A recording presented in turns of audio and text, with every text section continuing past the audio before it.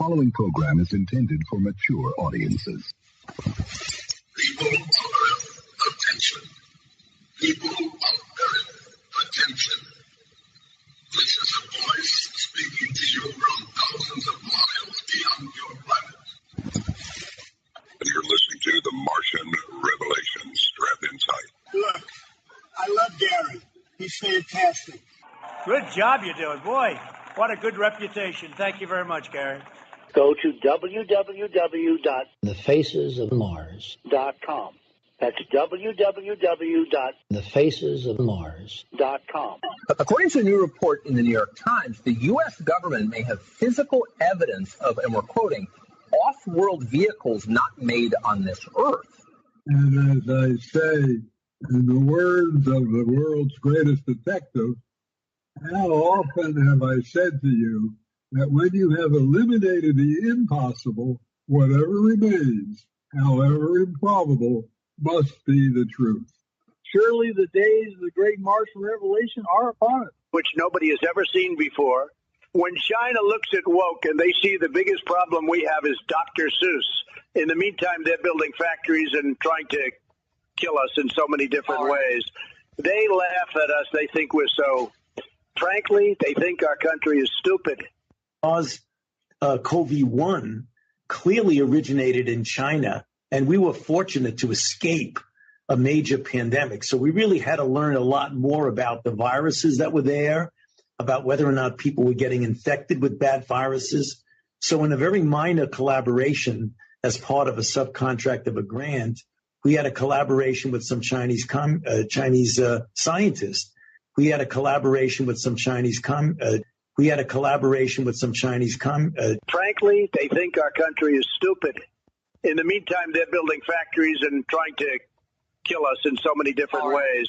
And what he conflated that is that therefore we were involved in creating the virus, which is the most ridiculous, majestic leap I've ever heard of.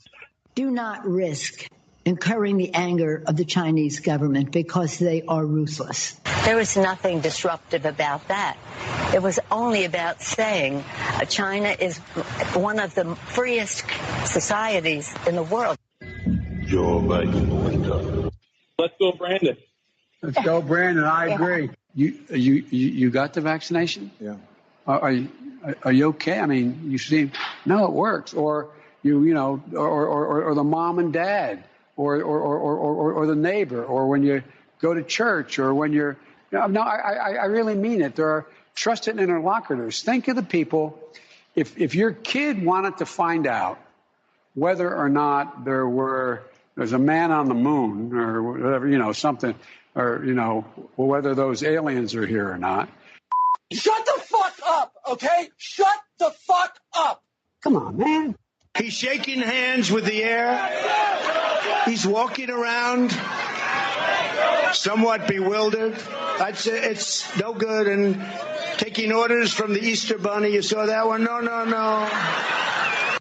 Joe Biden and the radical left Democrats have turned calm into chaos, competence into incompetence, and stability into anarchy, prosperity into poverty, and security into a catastrophe. You look at Donald Trump and the MAGA Republicans represent an extremism that threatens the very foundations of our republic. I want to do what's right, and they are destroying our country. Take a listen, and listen carefully. Our movement is about replacing a failed and corrupt political establishment with a new government controlled by you, the American people. The Washington establishment and the financial and media corporations that fund it exist for only one reason: to protect and enrich itself. The establishment has trillions of dollars at stake in this election. For those who control the levers of power in Washington and for the global special interests, they partner with these people that don't have your good in mind. Our campaign represents a true existential threat like they haven't seen before. This is not simply another 4-year election. This is a crossroads in the history of our civilization that will determine whether or not We, the people, reclaim control over our government. The political establishment that is trying to stop us is the same group responsible for our disastrous trade deals, massive illegal immigration, and economic and foreign policies that have bled our country dry. The political establishment has brought about the destruction of our factories and our jobs as they flee to Mexico, China, and other countries all around the world.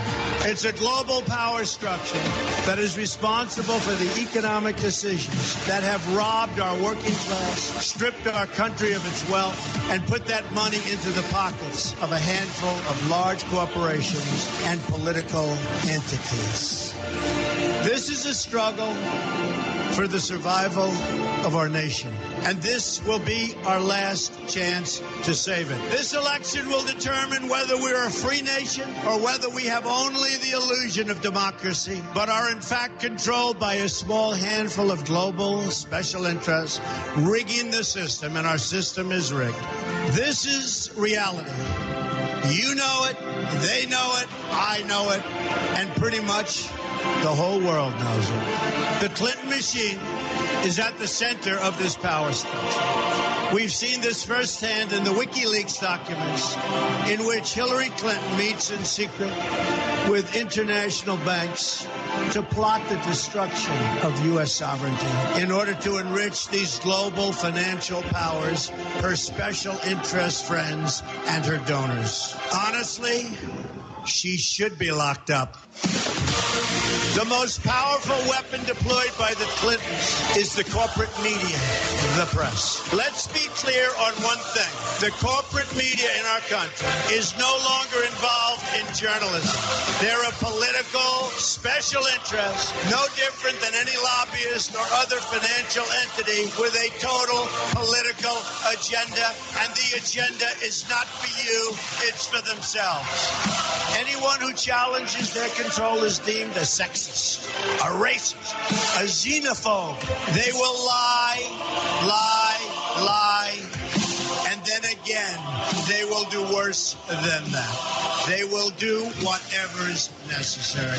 The Clintons are criminals, remember that. This is well documented, and the establishment that protects them has engaged in a massive cover-up of widespread criminal activity at the State Department and the Clinton Foundation in order to keep the Clintons in power. They knew they would throw every lie they could at me and my family and my loved ones. They knew they would stop at nothing to try to stop me. Nevertheless, I take all of these slings and arrows gladly for you. I take them for our movement so that we can have our country back. I knew this day would arrive. It's only a question of when. And I knew the American people would rise above it and vote for the future they deserve. The only thing that can stop this corrupt machine is you. The only force strong enough to save our country is us. The only people brave enough to vote out this corrupt establishment is you, the American people. Our great civilization has come upon a moment of reckoning. I didn't need to do this, folks, believe me. I built a great company, and I had a wonderful life. I could have enjoyed the fruits and benefits of years of successful business deals and businesses for myself and my family, instead of going through this absolute horror show of lies, deceptions, malicious attacks. Who would have thought? I'm doing it because this country has given me so much, and I feel so strongly that it's my turn to give back to the country that I love. I'm doing this for the people and for the movement, and we will take back this country for you, and we will make America great again. We're all living in America. America ist wunderbar. We're all living in America. America. America. We're all living in America. America ist wunderbar.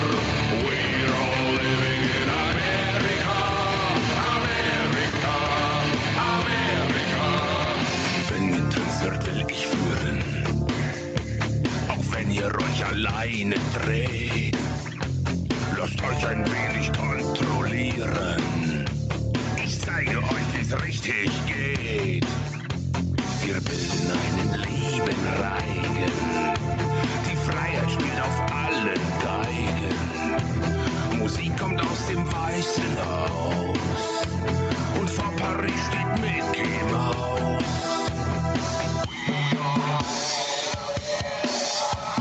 We are living in America. America ist wunderbar. We are living in America. America, America. Ich bringe Schritte dieser Nützen und werde euch vor Fehltritt schützen.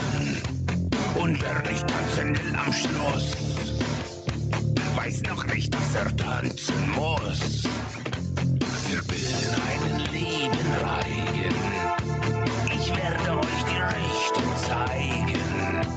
Nach Afrika kommt Santa Claus. Und vor Paris steht Mickey Mouse.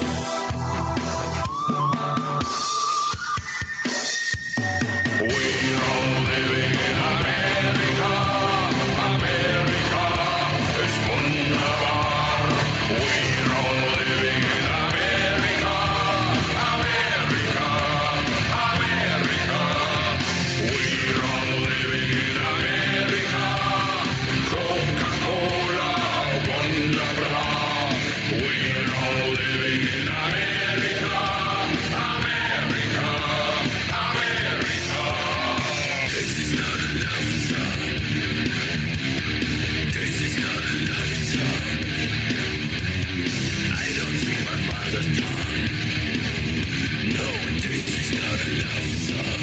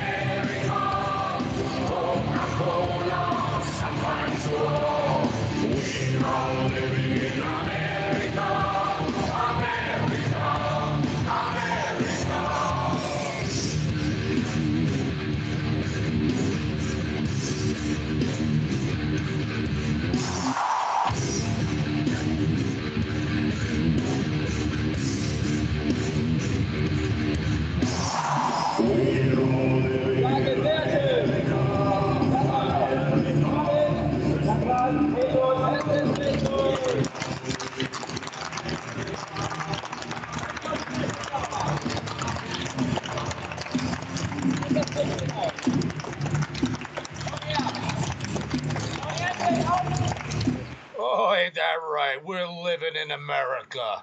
It's wonderball, ain't it?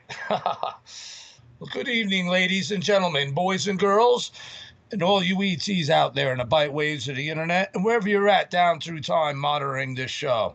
I'm Gary Lichier, the Mars Revealer, known also as the Mad Martian, and I would like to welcome you all to the Martian revelation that is upon you all again now.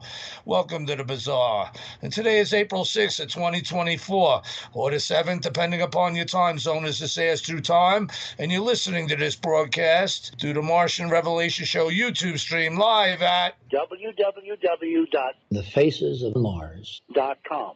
That's www.thefacesofmars.com. That's right, which everyone knows is your defense for the war which we all fight against those evil dark missioners who are all leading you away from the light and the truth and manipulating you all instead to help you open your wallets and your pocketbooks and join their dark side as special clubs and their special subscriptions.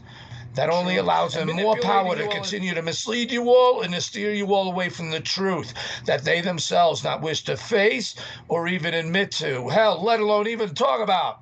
Yeah, UFO Diaries. Faces on Mars. Cover-up controversy. Down through time. Huge conspiracy. It is a conspiracy. Okay. But the Martian Revelation is, however, 100% listener supported with no special clubs or any special subscriptions to join. So if you're a listener, please help support the Martian Revelation show again, which is your defense for the war which we all fight against all those evil dark missioners. Which there are many, and we're trying to work with the goal to bring you the bizarre truth one show at a time. So please share the facesofmars.com link, and I must also ask you, although, that you please donate to the show with anything that you could afford by clicking on that big red, white, and blue American donate button at the top of the show page to allow it to continue being here for you down through time. So you can send something directly to PayPal, or you can send it to me on Cash App as #Mars Revealer. Anything and everything helps, and it's needed, as it is because of you, the listener, which makes the Martian Revelation possible to be brought to you all back through time. So your listenership and your donation support actually counts, and it helps us all to not only fight, but to win against those evil dark missioners. As well as to secure a future which we all can literally make the Martian Revelation our reality. By what, you say? By making our fate. Make no mistake about it, that's where we're at. Just remember also that if you're listening to this Martian Revelation show, then know this, that you are the resistance down through time. So welcome back, everybody. It's really good to be bringing you forth another show again. It's been somewhat hiatus, not really dead or gone, but hiatus, taking a break, you know. So me and my co-producer Mean Green there, we're coming up with new ways. We're going to be working our asses off eventually soon to start bringing you all to various streaming sites and abilities and pushing this show more and where it needs to go. It's been a while since I did the last show, hasn't it? And things really do need to perk up. But I've been busy. There's a lot going on. And, you know, it's not my fault really entirely. Like I said, I'm in hiatus. I'm doing other things as well, like writing a book called The Faces of Mars, Beyond Mere Tricks of Light and Shadow. At page 250 now, everybody. I have a feeling this thing's going to go to 350, maybe 400. I don't know. But progress is being made on that. Have not dealt with any publishers or any plans on what to do with that yet until after I get the product done. You know, that's what's most important. Then I can fuck around and find out about all the ins and outs about publishing it myself and or getting a publisher. But you know what? I want to get the product done first because that's the most important. And that's where a lot of my work has been focusing on. But regards to the show, it's all because of the commies that fucked us all by taking it down. Okay, by tearing it down. And for what? Just speaking about an election that was a fraud, that we the people have a right to speak up about and call bullshit, okay? But regardless of what they think or say about what we say, we have our First Amendment right, and that's why also this show is important and why it will not die. Because free speech is what we're about here. If you don't like it, go back to Krapistan or the international shithole that many of you are hailing from now. I don't have to make you feel comfortable. I don't have to appease you. I don't have to accept you. You're a threat to our republic, let alone the democracy. We're not a democracy. We're a democratic constitutional republic. So keep that in mind forever, everyone, because that's the truth. When these assholes who overthrew us, and even other politicians still saying, oh, our democracy, we're a threat to their democracy. They're a threat to our democracy. What democracy? We're not a democracy. They keep saying it and saying it to brainwash you, to take you away from the fact that in reality, which is what they're trying to destroy, is that we are a democratic constitutional republic. So it should be a threat to our republic, not a threat to our democracy. Their democracy is what they're trying to usher and bring us in here now and bring those Democrats of their democracy, illegals into our country, our replacements for people for their democracy of the government that they wish that they want to enforce upon us while canceling out and destroying and even killing America. It's wonderful, isn't it?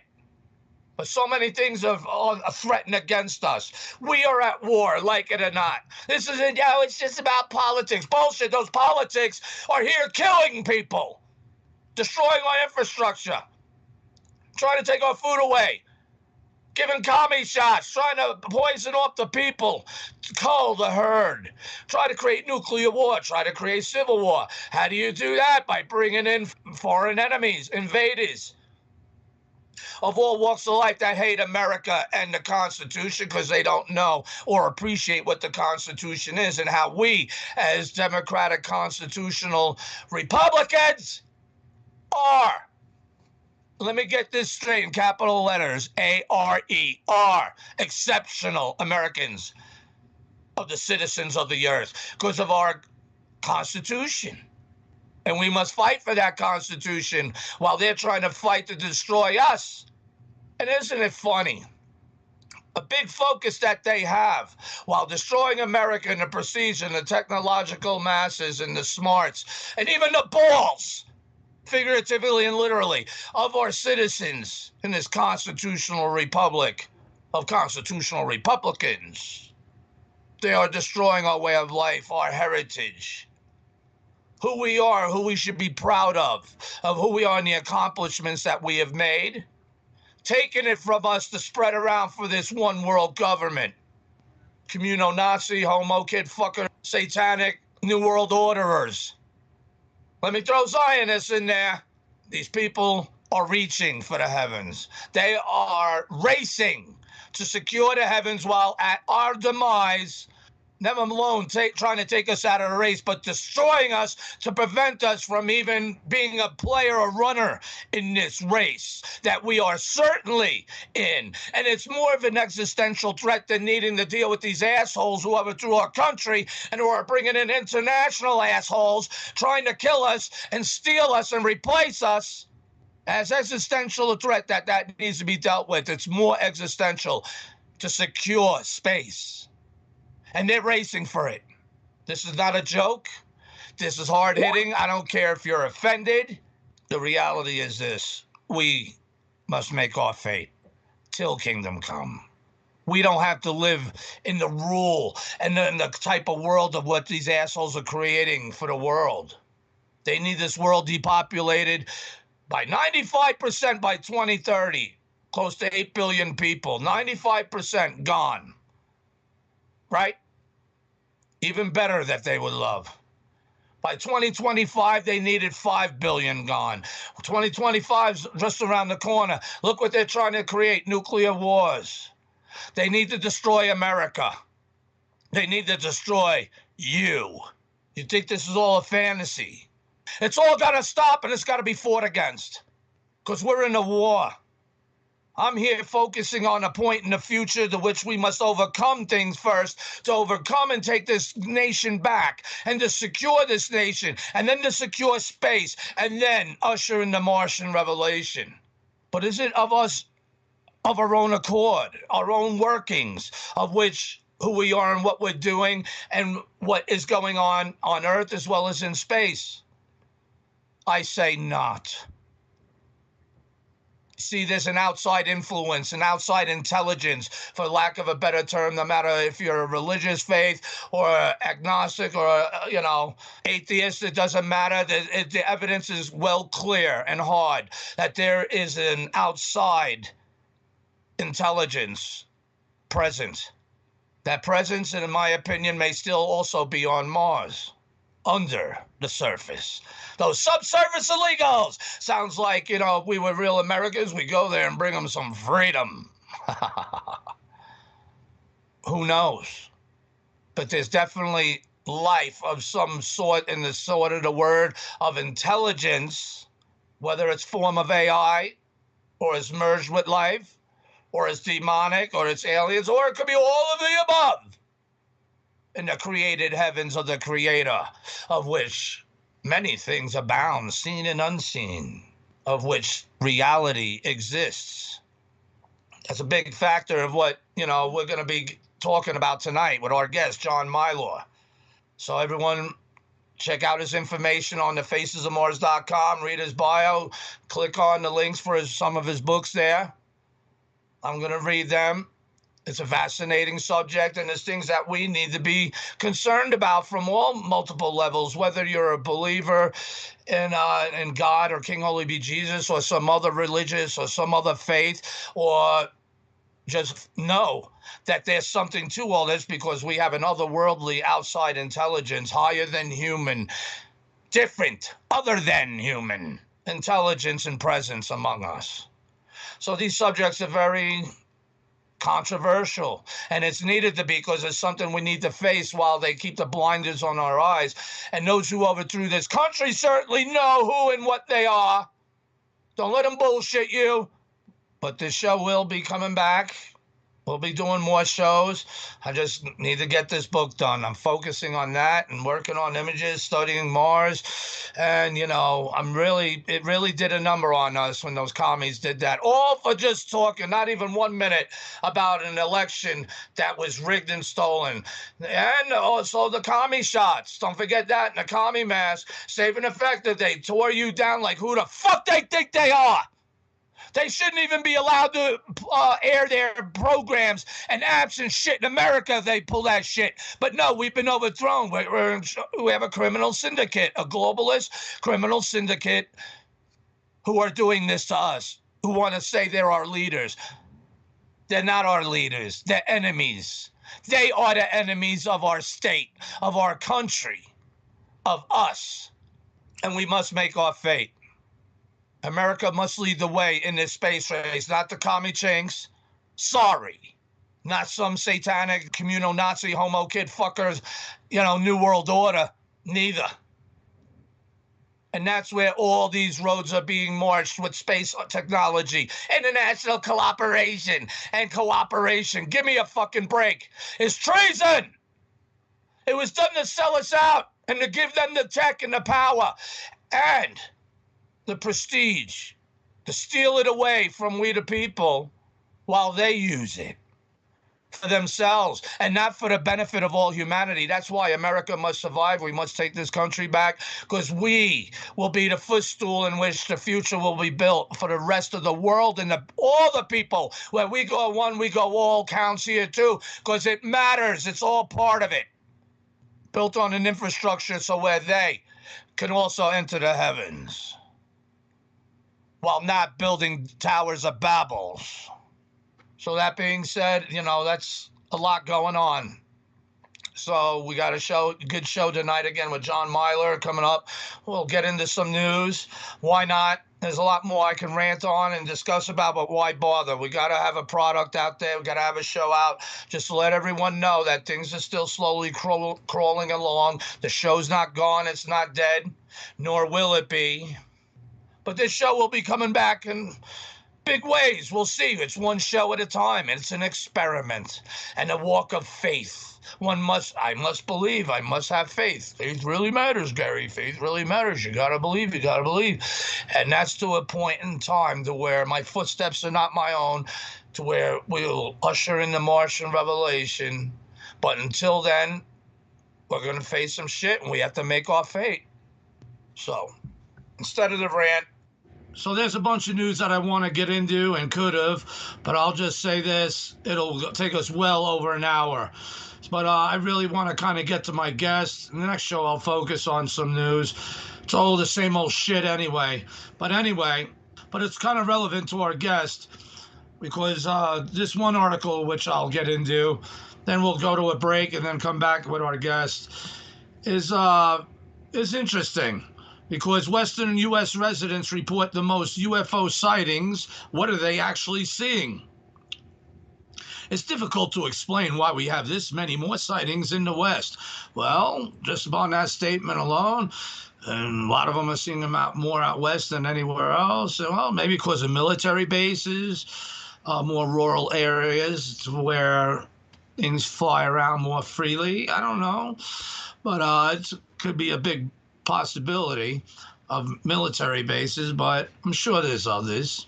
But those of us in the western U.S. who enjoy vast open spaces may also be more likely to report UFO sightings, a new study suggests. An analysis of unidentified aerial phenomena, UAPs, because the UAP is a new umbrella term that includes UFOs not just in the sky, but also in space and underwater.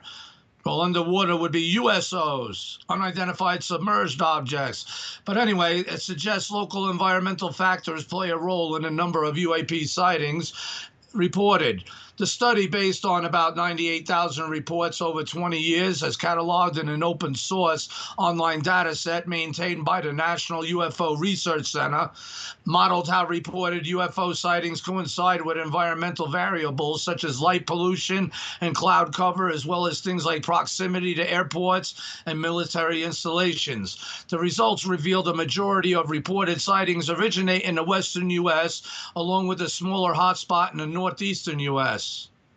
It was completely unexpected, Richard Medina, a geographer at the University of Utah, who led the study, told Space.com. It's difficult to explain why we have this many more sightings in the West. Pinning down the environmental context of these sightings is important when considering explanations for presumed UAP occurrences. It can also help scientists differentiate between non-results and truly anomalous sightings that may be a legitimate threat, said Medina. He and his colleagues posit that the large number of sightings in the western U.S. can partly be explained by this wide open spaces and all-year temperate weather, which draw people outside for recreational activities, meaning that people look up, have greater chances to look up. But people are out and looking skyward, Medina said in the statement. The West's historical relationship with UAPs could also be contributing to a high number of reports from the region, the researchers say. Nevada's fabled Area 51, for instance, is infamous as a speculated testing ground for alien technology. The highly classified military facility, about 100 miles from Las Vegas, has tested odd-shaped surveillance aircraft since at least the 1980s, thus sparking suspicions and conspiracy theories about the U.S. government testing alien technology. After the U.S. government acknowledged the facility for the first time in 2013 and released associated documents, many reports of UFO sightings had matched with dates and times of flights of experimental aircraft classified at the time. In another example, the desert town of Roswell in New Mexico became well known for the purported crash of a flying saucer back in 1947 after a couple residents came across wreckage of rubber strips and tinfoil. Yeah, rubber strips and tinfoil. Let's ease it out. Let's smooth it out and tell a bunch of gaslit bullshit because they don't really want to tell you what it was. They wanted to play it down because the U.S. Air Force, however, later disclosed the remains were from a classified multi-balloon project, which was bullshit. It was later in years they did that to sniff out Soviet nuclear tests. What, Mogul and whatnot? Give me a break. Such incidents may have led to an increased number of UAP sightings, suggesting people are spotting terrestrial objects but not recognizing them to be such, Medina and his colleagues argue. We make no hypothesis about what people are seeing, only that they will see more when and where they have opportunity to. The researchers write in their paper. The question remains, however, as to what these sighting reports are of. Newfork is a public self-reporting system, although the data bank's website does state that its staff removes obvious hoaxes as well as highlights a small subset of potentially interesting, credible cases reported by trained observers such as pilots or those with clear video or photo evidence. In the data set, Medina and his co-authors analyzed two factors for sightings in each U.S. county. The first had to do with sky view potential, which includes the region's light pollution, cloud cover, and tree canopy cover. The second dealt with the likelihood that objects in general are in the sky, which considers things like proximity to airports and military installations. There's more technology in the sky than ever before, so the question is, what are the people actually seeing, Medina said in the statement. It's a tough question to answer, and it is an important one because any uncertainty could be a potential threat to national security. When the researchers started their analysis, they expected the number of UFO sightings to increase relatively slowly over time, thanks to advances in the internet that improved the ability to report.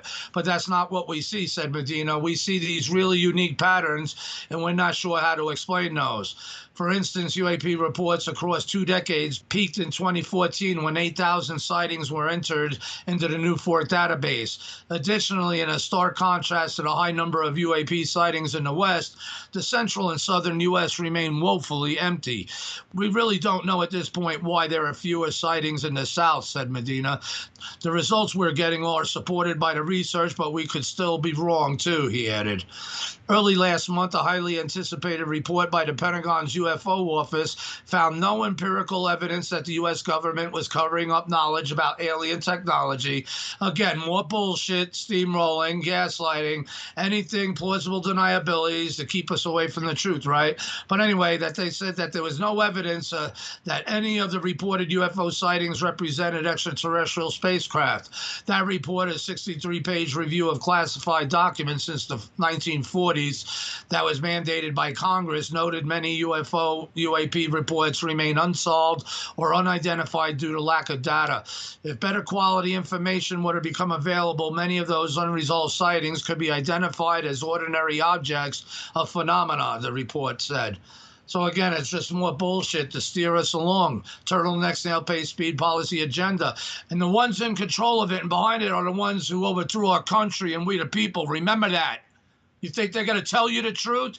But Christopher Mellon, the former Deputy Assistant Secretary of Defense for Intelligence, previously stated that hundreds of credible military reports remain unexplained and are continuing to pour in. Ongoing work by Medina and his team is exploring whether there are temporal patterns in the Newfork data. Other variables, such as drone activity, science balloons, and other sociocultural aspects, will also be examined to see whether they correlate with the reported sightings, Medina said. We're just barely getting started. This research is described in a paper published in the journal Scientific Reports. So it's very interesting. Again, it's just more stringing us along. The government knows. Again, where is this all leading? How do we get out to the truth? Okay, there's supposed to be a disclosure process, but it seems to be a far from disclosure process that's actually going on. Instead of the opposite, to bring the truth to the people, is to obfuscate and keep the truth from the people. This is what really annoys me. So if you expected to hear any positive things about those potential disclosures, think again. So again, that's all I got really for news. I had 8 articles. I wanted to get into it again. It'll bring us to an hour and a half. And I just don't want to put you all through that. And I don't either myself right now. I want to stay focused, especially in regards to this, at least relevant to this news article with my guest John Milor coming up. So everyone, I would like you all to please go to www.thefacesofmars.com. That's www.thefacesofmars.com. And please scroll on down the page. Check out the information for tonight's guest, John Milor. See his bio there. Click on the links to his books. You can copy and paste link addresses for his website and Facebook and, Amazon, whatever, YouTube and LinkedIn. That'll be cool. And be sure to also check out under his books there, the Blue Planet Red. Click on that link for Blue Planet Red. Check out that video. Yours truly is in it. Just a smicker. But under that, you got a video called I Want the Truth, the Face of Mars. Of course, under that, you have some images there showing the face of Cydonia from the recent high-rise images of November and December. You can click on that for Neville Thompson's Gigapan views. I would love to get Neville on here one of these days. That'll be a cool show indeed. He's got a lot to show, and he has a lot to say. But he's not much into doing shows, it seems. But we got to change that somehow. And under that, you can click on my processed image for H3253 ND3 for Mars Express, the Cydonia face in the DNM pyramid area. Click on that image to bring up a full-size image. It's the best processed version out there. And there's not too many people working on these, let me just say that. And of course, you can scroll down and see Dr. Mark Carlotto's Still Latest Before Atlantis article archaeoastronomical dating of the Cyclopean ruins at Tarragona, Spain. Be sure to click on the link for his book, Before Atlantis, New Evidence Suggesting the Existence of a Previous Technological Civilization on Earth, by Dr. Mark Carlotto. And that's definitely relevant to tonight's guest as well, for a pre-Adamite civilization before humans purportedly were even created. So that's things to ponder. And under that, you got some correct, true 3D shaped views of the face of Cydonia that I had put up there, that I had rendered with Dr. Mark Carlotto's Shape from Shading program. Quite astounding views, unprecedented views ever seen of the face. The trick to that program and to get accurate views of the face, especially which I was able to reveal, because you need the sun in the right position, the right sun angle, the right sun position to be able to bring out the features of what is seen. And all other images, either NASA knew and avoided it, or this was just a fluke and getting it at the right sun time position, sun angle position. Otherwise, we would not get this view of the face, and it never was viewed like this before. These views are totally unprecedented, especially from the MRO context imager, Mars Reconnaissance Orbiter. And there's other things, images to see on the page. I need to update those. But be sure to also check out on the page UFO Diary Cydonia, 22-minute long video. And under that, you have very interesting screen grabs that most of you, if you watch that video, you would overlook and see that we are presented with old yet new image data showing other faces of Mars the public has not seen and is not in any NASA public archive. Believe me, and quite an investigation into all that, but we're not going to get into that right now. So plenty of things to see and do there. I got to start also making a new website. So we're going to see what we can do about that too as things progress. But no rush. You know, this is an experiment, one show at a time. And I have to have faith and believe, because my footsteps are not my own. And it's leading me and us all to a place ahead in time, to a point in time where this show was made fitting for that purpose in time, to usher in the Martian revelation. You don't believe me? Well, you'll have to continue to count the steps and walk with me as time continues to march on. But remember, you got to have balls to help make our faith to ensure that it happens. So I guess that being said, listeners to this show know we got a motto here: pack them and smoke them, because you're definitely going to need them when we come back on the Martian revelation. I'll be back. Don't run. We are your friends. Imagine that everything the U.S. government has told you about UFOs since Roswell has been a lie. Imagine that in the decade after Roswell, the government attempted communication with the aliens and succeeded. And after that, in absolute secrecy, things had gone far, far beyond this. Now imagine that tomorrow, the whole secret program is going to fall apart, and every terrible thing is going to come out. All we have left now is a prayer. Morning Star Pass, the collapse of the UFO cover-up, a fictional but unflinching and terrifying look inside the UFO cover-up, the secret government that supports it, and the world of the aliens themselves, and then how the whole secret kingdom ends. Morning Star Pass, a book that pulls no punches and does not sheath the sword unblooded. Morning Star Pass, plunging boldly where no other book has ventured, captures the whole wondrous nightmare that the UFO experience has become, from bizarre experiments performed on helpless abductees, to horrifying mutilations, to beyond, to the world of secret government supported by its own secret police, to the aliens in their secret bases, and finally to the beckoning stars themselves. The book does this by placing the cover-up, humanity, and the Earth in the real cosmos, where humanity and its passions are a part of the universe, not an aberration on it. Then comes the fall of the cover-up, in a climax of violence and desperation, to leave the human race facing the multi-hued stars with eyes open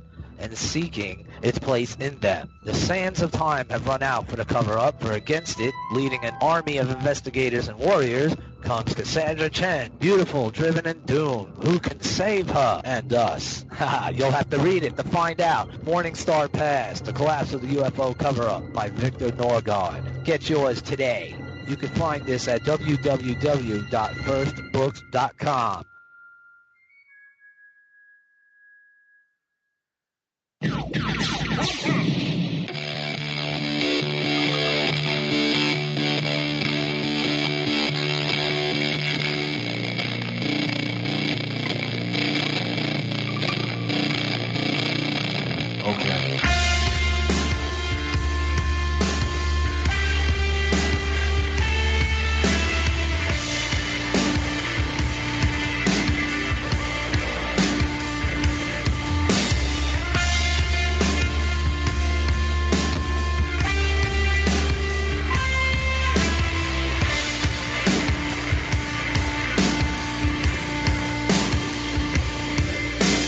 Feeling the way that I'm feeling myself.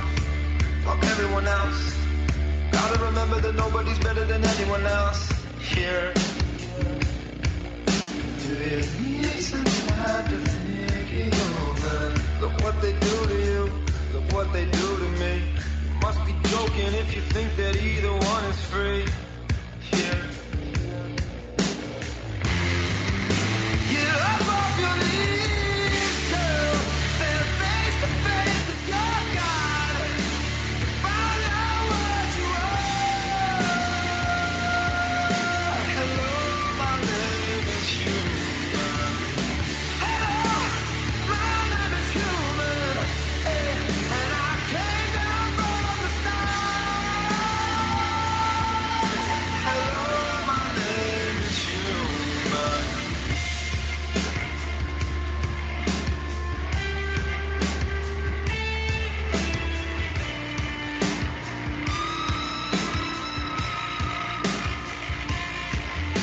I'm ready for love and I'm ready for war, but I'm ready for more.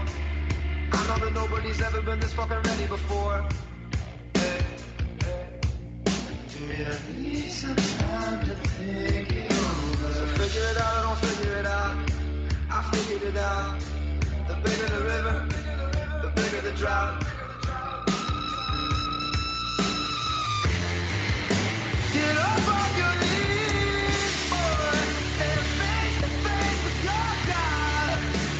Find out what you are. Hello, my name is human. Hello, my name is human. Hey, and I came down from the stars. Hello, my name is human.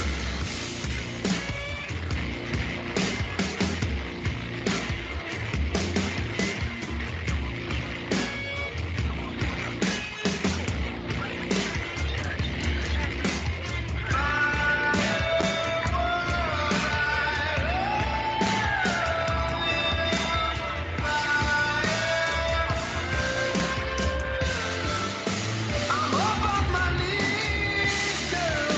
I'm face to face with myself, and I know who I am. Hello, my name is human, and I stole the power from the sun. I'm more than just a man. So long as it's questions, and I don't want answers. And what are the chances? Are my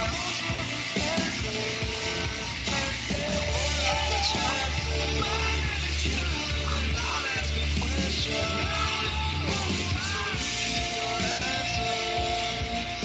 I'm taking my chances.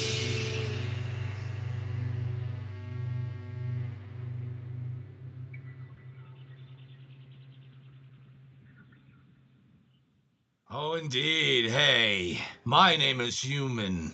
Welcome back, everyone. This is Gary Leger, your host, the Mars Revealer, known else as the Mad Martian. Of course, you're still listening to the Martian Revelation that's upon you now. What a fitting song, though, to think about it. What a coincidence. Again, nothing's ever coincidence, as they say. So let's introduce our guest, John Milor.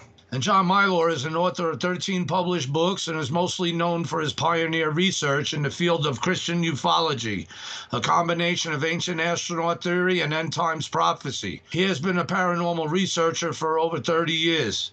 Milor's interest in understanding the paranormal began at 5 years old after He heard that his great-grandmother's tale of seeing a UFO over 100 years ago. His great-grandmother's tale is unique because she was the wife of a minister for 60 years.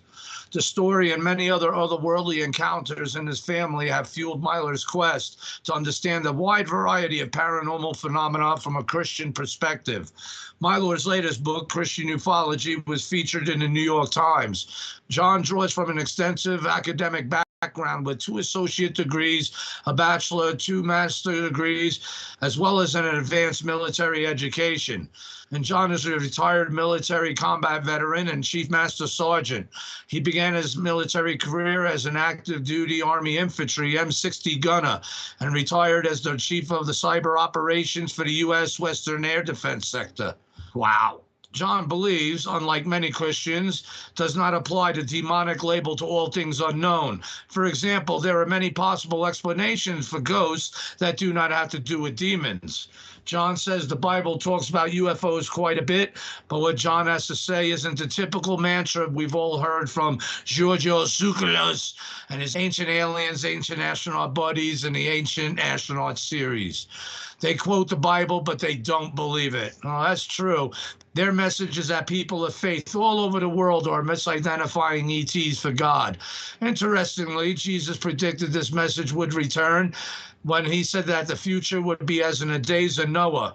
So today, the bulk of the ancient astronaut community accepts the idea that humans were seeded by ETs. Earth is a petri dish, and humans are a genetic experiment to toy with. They twist and tweak Genesis chapter 2, verse 7 to take God out of the picture. The Bible does talk about these things, but the devil is in the details, literally. It starts at a time that predates humanity, when Lucifer once ruled an angelic civilization here on Earth. Evidence of this civilization still exists, and they most likely found a hidden enclave in this kingdom buried beneath the ice in Antarctica. Boy, that also brings up Mars, doesn't it? And what we find there and are being faced with, pun intended. But being a chief in the armed forces, John personally heard of a top secret operation going on in Antarctica. So he knows that something is definitely going on there. John believes that the Bible reveals that both good and bad ETs will be in open contact with humanity in the future. I agree. Martian revelation comes. But researching ET involvement in Earth's affairs, past, present, and future, dovetails on many levels into eschatology, which is end times prophecy. John is studying the MUFON field manual for a test to be a MUFON field investigator, and he also does research with the astral projection phenomena. And in my own personal experience, on more than one occasion now, mind you, I have had let's just say experiences that deal what people have called what happened to me astral projection or a form of it, as well as UFOs and those aboard them. So everything is related, and we may get into that later. But it's really great to have him on. I mean, we got him all there on the show pic in his younger days, looking all Rambo and badass. He is a badass, and he's earned his stripes, pun intended. So it's an honor to have him on, and I look forward to this discussion and hopefully many more to follow in the future as we make our fate on the Martian revelation. So how you doing tonight, sir? I'm doing really good. Thank you for the intro. Oh, awesome. I mean, there's a lot of information there. And can you hear me all right? Yeah, I can hear you loud and clear. Hopefully you can hear me too. Yeah, I gotta set this video thing here. All right, mean green, blast away. Everyone watch your lenses, they might crack. So, but again, thanks for being on. And and it's funny. So what I just read about you there in your bio, where the hell is it? I just had it. Oh, basically retired as the chief of cyber operations for the U.S. Western Air Defense sector. Now, did you catch anything before before you came on? Did you catch the show? Because I read an article about the main reports that people seem that's being assessed and being reported is coming from basically out west. So we got someone right here who has some knowledge of whether there's any veracity to the truth of more, UFOs, UAPs. It's the same shit. UFOs. Don't let them fool you, everybody. This is, they made it taboo, but it's not a laughing subject no more, is it, Mr. Milor? But would you concur with that assessment, that article at least? That is true, that the western part of the country here have the most of sightings, and could that be or because of military bases activity, and your opinion on the percentage of those being military based? Well, I think that's been a long-standing precedent. It dates back to Roswell. I mean, but I mean, in your experience, being that chief of cyber operations for the U.S. Western Air Defense Sector, would that have given you knowledge of, yes, well, at least that's true, reports do come in more for the country in the Western sector? That's what the news thing was basically saying. Yes, and even an unofficial channel, MUFON, for example, reports more stuff over on the West Coast, and it's kind of been that way for a long time. I mean, we have Area 51 over here. They're next door to California, right there in Nevada. Right. But then you have stuff dating back to the Roswell incident. But some of that stuff was moved over to Area 51, and then you have the Battle of LA, where we, that was in the 50s. What can you tell us about that? Because you got to appreciate how my mind works, sir, and always with love and respect, sir. How NDA'd up the ass are you? I mean, what can you tell us? Yes, but certainly, like that article is real. There's many more reports from there, and more details of the Battle of LA, because there's still questions. Yeah. I can't claim that I have additional info on those specific things. Like information that I did gather was like from friends. I had a friend who worked at NORAD, for example, who said he saw a V formation of school bus-sized objects flying up in the outer atmosphere. And that was back in the 80s. That he said. So therefore, in other words, in low Earth orbit, out of the atmosphere or out of all the spheres. Right. So, I mean, that would be like the SR-71, for example, could fly in the outer atmosphere, I think around 90,000 feet, something like that. These were higher than that, and it was a V formation of several of them, like I think at least 5. And that's something that just didn't happen. And my friend who worked at NORAD saw them, and he reported it, and the shift commander basically just told him, keep an eye on it. I also know that they've been seeing that these things for a long time. They know that there's technology out there. They've known this for a long time, that there's technology out there that dwarfs ours.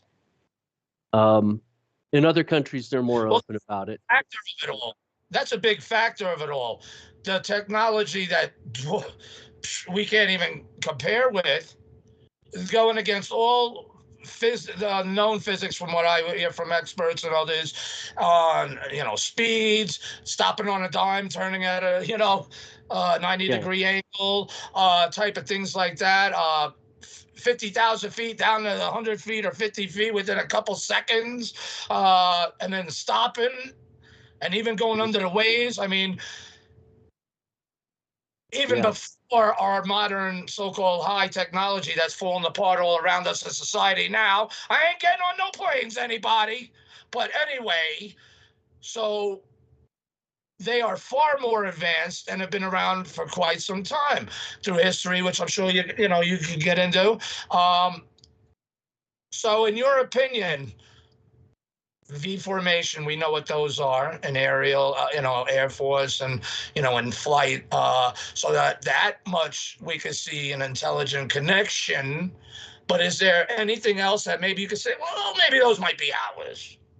Or is it like there's Well, no in hell? some of They're the out things I've been hearing lately. militaristically sound in their intelligence. So you listed I don't know if you've heard of what is his name? Dr. Stephen Greer. Yes. And it's, he's part of this disclosure project. And he says, of course, that we have a lot of this technology reverse engineered. You go back to the earlier revelations of Bob Lazarus in the 90s, talked about working on reverse engineer projects. So I'm almost positive we have a lot of this technology. And by now we've figured out quite a bit of it. I suspect that we probably even have a base on the moon, and that there's projects and stuff going on that are well beyond what they'll ever know to let the public know. Right. I do think the technology aspect of it, though, is a key issue, because if they let the public know that they have this kind of technology, then it kind of opens a can of worms, because this technology also means that they probably have the ability to give us free energy. They don't want that. That'll disrupt the global economy. There's certain things that this technology can do that would totally, completely unravel society. It'll affect their global economy, Right. which needs to fall. That's the central bank system, everything, and then they're trying to enslave us with this digital currency bullshit. That's the system being set up for and I think, yeah, exactly. And that's why, I listened to that show you were on with Don Ecker and others that you gave. A lot of points were being brought up, and you hardly even scratched the surface, man. But, the time, allotted, it goes by fast. And I'm sure Don will have you on again. I like Don. He's he's definitely has a lot of experience. I don't know how well you know him.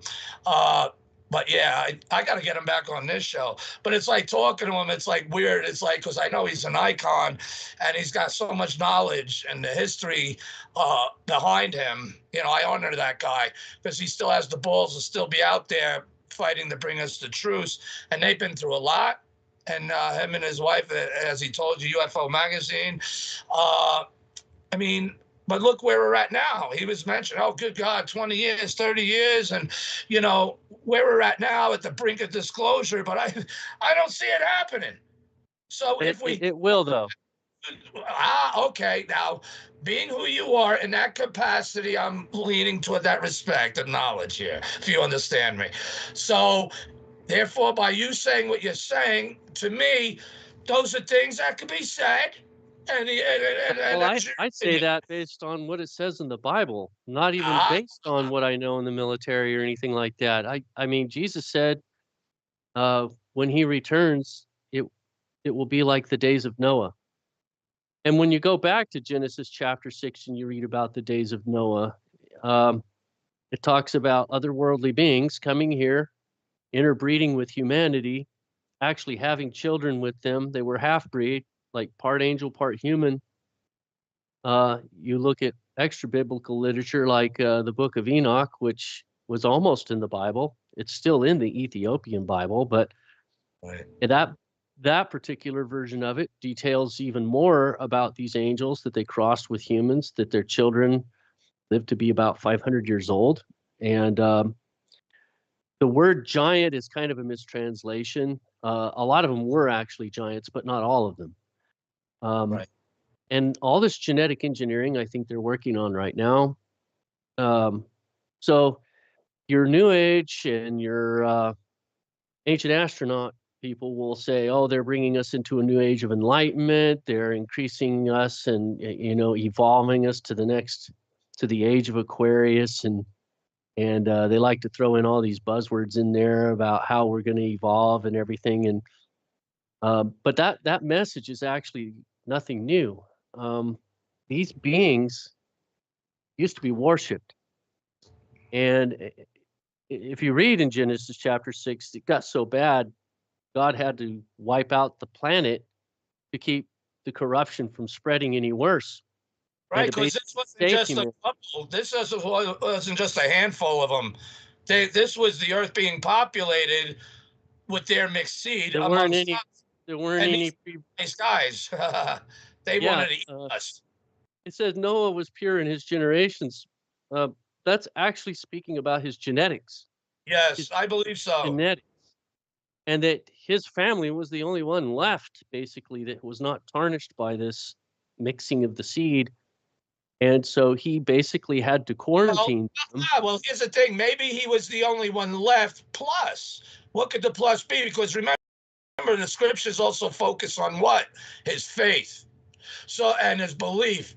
And no one else, if they were genetically pure, they wouldn't be able to count because they don't even have belief, let alone faith, to be noticed, to be, hey, this is my guy.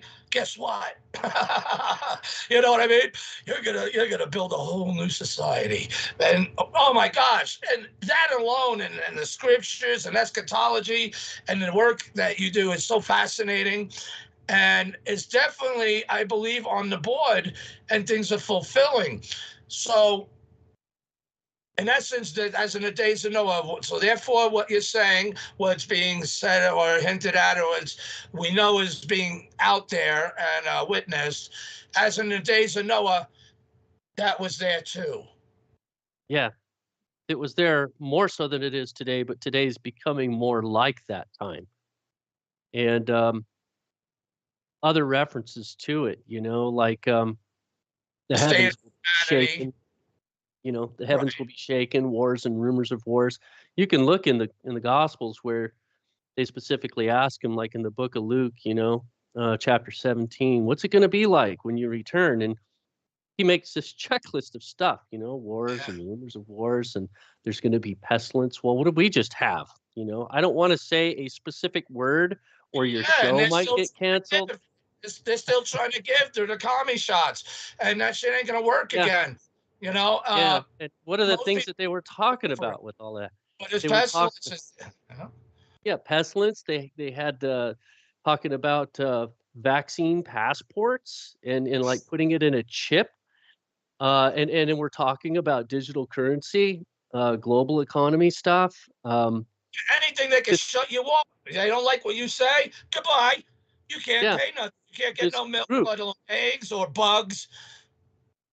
This group of globalists called the World Economic Forum that are basically puppet masters pulling the strings of all these countries, but they're basically calling the shots on everything. They probably have access to this otherworldly technology, but they're not giving it up. They just have it for themselves. You just hit the nail on the head. I'm glad you brought that up because I wanted to bring that up to you. There's a few things I want to bring up with you tonight. Falls right in your research, I believe, and you can elaborate or correct or put us on track with. Again, oh damn, I just didn't say it. Why does this happen to me lately? I got so much going on, But World Economic Forum. Oh yeah, when what's his name was there last year, Kerry and the other guy, Gore, he admitted it, bro. Now think about it. As in the days of Noah, look what's going on. He said it's kind of, it's great that we're all here, all who are here of their players, were brought in, or being brought in this room, thus a room, based on an extraterrestrial idea. Based on an extraterrestrial idea, hinting at what happened in the past, a unique plan in order to save the planet, doing away with carbon, doing away with photosynthesis. I'm like, wait a minute. Save the planet by what? Wiping out 2/3 of it? Saving the planet. Remember, he gave us the hint, and people laugh. They don't think it's not. It's just metaphoric. But why say it? Because to me, that extraterrestrial sitting in the fucking audience while he said that, because he said we're all brought in this room like a historical fact. Who would believe him? How would you believe him anyway? But look at the power they're given. How? Brought together based on an idea, brought into a room where they were brought into a room based on it with an extraterrestrial idea, excuse me, to save the planet. Save the planet. Oh, by doing away with carbon. Oh, even we were listed as our breathing, as, oh my God, you're carbon, carbon dioxide. Oh my God, cut Well, down the all. plant's going to breathe. Well, they want to cut down the plants too. And that 5G shit kills the trees and plants. That's why they cut it down in cities for it. It's a military thing, and they're sick. But the thing is, depopulation. But to save the planet, why stop photosynthesis? Whoever this extraterrestrial idea is, I believe, sitting in the audience watching that guy tipping his fingers, tapping them, maybe the pointy fingers, lizard eye, doing that, watching, going, yeah, but don't go too deep. Don't go too deep, but fulfill our plan to save the planet. Not us. It's to do away with us, save the planet for themselves. Therefore, what kind of beings would they be if that's saving a planet for them? One without photosynthesis, one without carbon. They want zero carbon. That means everything. For cow farts. I honestly don't think they care about the planet at all. Meanwhile, they're all building like silos and bunkers and stuff in Hawaii. As in the days of Noah, what were they trying to do? They had an extraterrestrial idea also, didn't they? To mingle amongst their seed amongst humanity. Yeah. And this is the point you're making. Therefore, that connection, because of Gore hey, man, I'm taking them seriously. I see what's going on. I believe that scripture should be taken literally. The seed of the woman in Genesis 3:15, it says the seed of the woman will stomp the serpent will bite his heel, right? So that's the first prophecy about Jesus defeating Satan. Right. And Jesus is the literal seed of the woman. So what's the seed of the serpent? I believe that that's a literal seed. So that's why I think that all of this genetic experimentation that the ETs are doing on us, it's not to well, in a way, it's to improve us, yeah, but they're trying to create a capstone achievement, a perfect human being. To improve us or to change us? They're trying to create a perfect genetically creator. Because like you said earlier, they wanted to be worshipped as gods. Yes, they're playing God with genetics, and they're trying to create a genetically perfect human being who will be the Antichrist. So I believe the Antichrist himself will be a Nephilim. And he'll be what I call a Nephilim 3.0, like something that they've been working on perfecting all this time and getting all of the right genetic combination to create a superior human being. And he will be imbued with supernatural power. So he's not going to be a normal person. He'll be extremely charismatic. He may even be able to just hypnotize people by talking to them. We know he don't like women, and look what we're seeing. We're seeing his battle flag that he stole. I wanted to bring this up to you too. As a matter of fact, remember that's actually true. I actually specifically wrote that in the Strong Delusion. I created a checklist about the Antichrist and attributes he'll have, and that is one of his specific attributes. He does not like women. Especially as the white horse, he's carrying a bow. Now but no arrows. Now, it is a Hebrew word for the bow also, covenant. He stole the covenant. He's using it for his flag. The covenant of never destroying the earth with water again. Boy, why would it be focusing back to a covenant of the rainbow that needs to be asserted? It sounds like someone's, butthurt about something. And he's trying to take that covenant, that symbol, and being used for something as an abomination to spit in the face of whose covenant he grasped in his hand. Would make sense. It says it literally says he's no respecter of women. We know what that means. Enough. That's part of the problem going on in the world, and it's all going to come out. All these people, the idols that people worship. Oh, this rap music and all these fields of music in Hollywood. Look how many of them. And there's going to be many, and that's what they don't want people to know. Yeah. And they're the ones that are doing shit to kids. They're the ones who are following the extraterrestrial idea, the presence, or I will say Satan himself, because they do. I'm not talking. Hey, am I talking shit, everyone? I mean, come on. It's all out, and the mask is off of these people's faces. Look, they just declared Easter Trans-Testicle Day. So I love when Trump said, "Well, we're gonna have Christian Awareness Day, November 5th." You gotta love it. I didn't even hear that. Yeah, but you gotta love it. But it shows the battle going on. The mask is off. We have a choice to make. As if now, if it was to take the mark of he who's going to come, Trump's right. It's like almost biblical, because you people are going to have to make a choice. You will know the choice you make and the choice you will have to make in order to take our country back. We the people have to do it. But hopefully he's got everything set up so they can do it swiftly. Yeah. And I honestly, I don't even know where America falls on in the spectrum there, because it's in prophecy. I've looked at it. One world government at some point when this clown is on the scene and At given some to him. point, at the tail end. So the first 3.5 years of the reign of the Antichrist, he's going to be making false peace and all of that. The last 3.5 years of his reign, he's going to be at war. So obviously, if he's at war, not everybody's on the same sheet of music with him.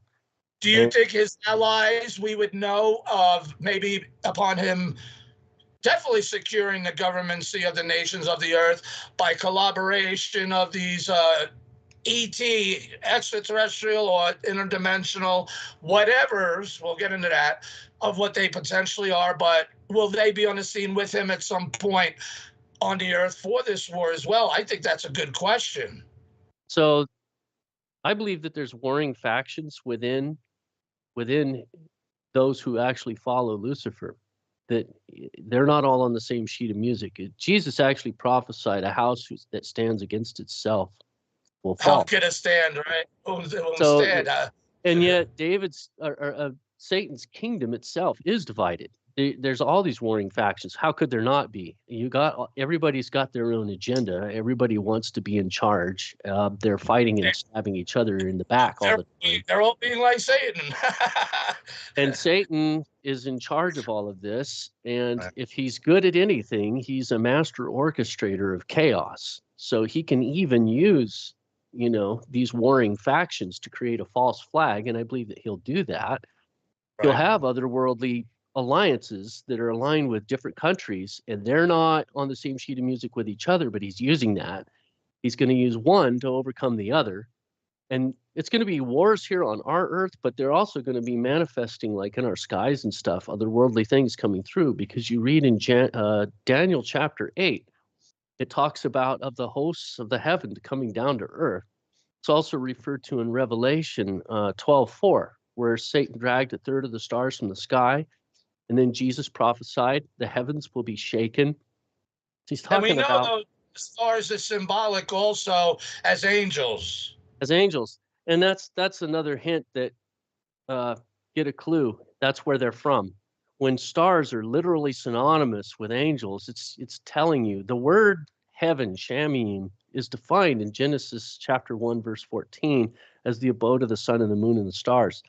It's used over 650 times in Scripture. In most instances, it refers to the second heaven, which is the abode of the sun and the moon and the stars. And then you even take a word, cross-reference it. Angels, stars, synonymous. Job chapter 38, the stars of God sang to glory for God. And you get the idea that stars and angels are synonymous because that's where they're from. That's where they come from. The stars of God, the angels of God. Well, it's because they're among stars. That's what Scripture says too about Nephilim. That means that's also part of their name. The fall, the fallen ones. Fallen from where? Well, from above. Yeah. So in that sense, either way, extraterrestrial, not from this realm. But what a twist. What a twist. Spirits, but yet they had the ability and biology at some point. Some people say, "Oh, they turn themselves into physical beings, and you know they want to go do with the women." I mean, I would too, but you know, the cost in their souls and the place from the position that they had, was it worth it? Was woman lower that was made lower than the angels? Is woman that tempting, or was it something else? I think a lot of them know that it's not worth it now. That was part of what they discussed in trying to get Enoch to intercede with them. Right. You know, so they could keep sinning and then come back into God's good graces. You got to give it to Enoch. He did try. He tried. Even though he knew they would rip his fucking head off. He tried. Yeah. Where do you think that's in Antarctica as described? I know we're driving off traffic, but real quick, yes or no? So all I know is that there's something highly classified there that when someone uttered a peep of it at a conference that I Right, attended. but the story of Enoch, of where they're locked up. You know, some people say that does sound like, you know, maybe far away place, you know, where they're trapped, where Enoch, you know, because he was taken there supposedly, and that's where they were pleading with him to make pleadings for them. And at whatever place that was, I took it for Antarctica. Maybe I'm wrong, but I read it. I think it might be dimensionally shifted, and it might be down inside the Earth, because I actually talk about the Earth being a multidimensional construct. Earth is actually, according to the Bible, it's a layer of lithospheres, like an onion. Okay. In a lower level of glory, it's still physical dimension. It's made of matter, atoms, but they like vibrate at a different frequency or something. I don't know how else to describe it. So what do you mean? A different physical physics can exist where we wouldn't be able to see them or experience that? There's layers of this physical universe. This universe exists in multiple layers. And in a lower dimension, Earth is smaller. And so that's why the Bible describes hell as in the heart of the earth. And it describes entire civilizations down there, people down there that have died, and their spirits, when they're living in sins most of their life or whatever, they sink down there. And down there, it's another world, just like this one. It's just not as nice, obviously. Even though in the Old Testament times, before Jesus went to the cross, there were two places. There was a place of the righteous dead and the place of the unrighteous dead, where there was torment and burning, and it's bad. And there was a place divided. Thus Abraham to bring the drop of water. Yes. On the top. Yes. And then to tell his family, since he didn't get it. Right, then he says that, you know, oh, you can't get no, sorry, the gulf between us. Well, warn my family, you know, even bring someone back from the dead. Basically, you know, we did that, you know, they won't fall for that either. It's sad.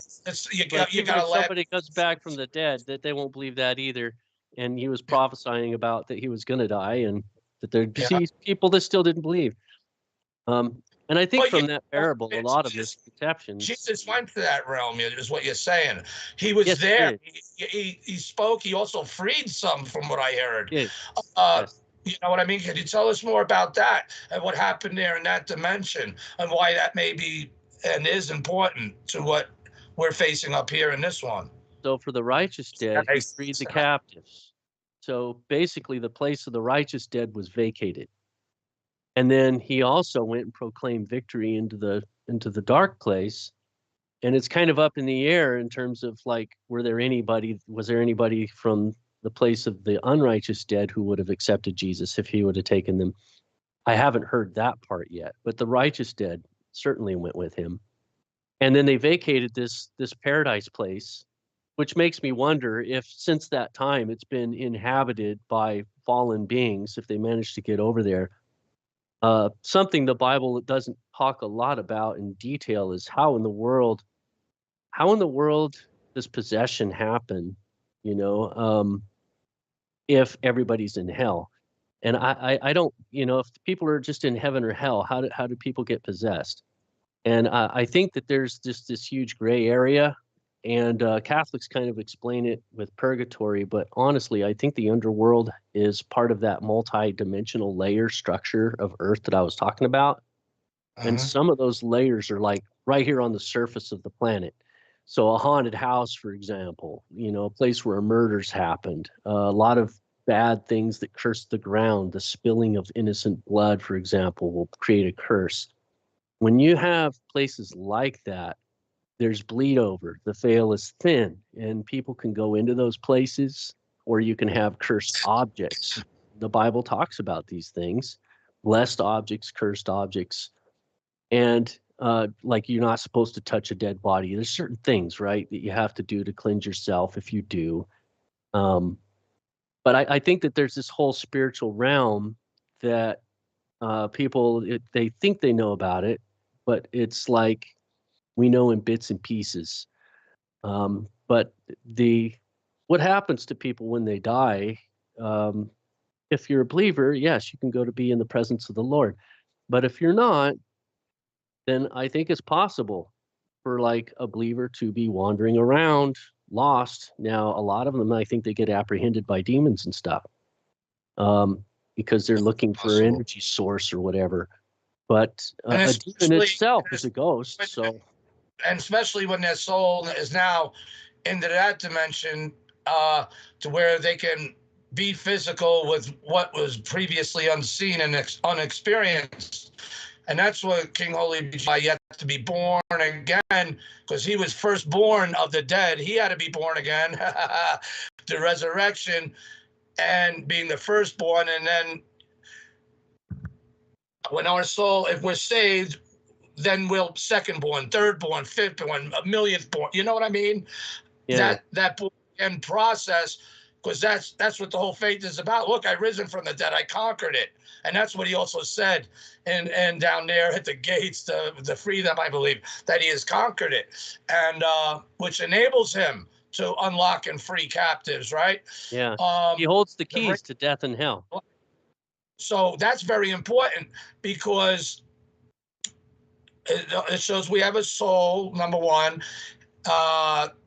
Therefore, these UFOs, or whatever you want to call them, they seem to come out of portals and have some type of interdimensionality. Maybe when they go down, they could go down to these realms of which you're talking about, and we just get to witness them coming and going as they pass the physical realm, whether because they want us to see them or not, whatever the reasons are.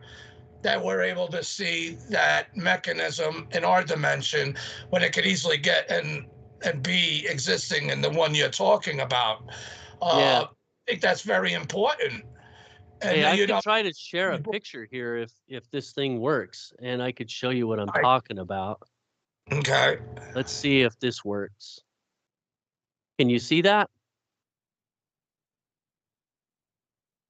The onion theory? The onion theory, correct. Yeah, so this is what I'm talking about. Here, right here's first heaven right here. This is Earth, where we're at. And then this is the dimension of inner dimensions of hell. Sky is a subset of the first heaven. And then the first heaven is like another planet that's much larger, right?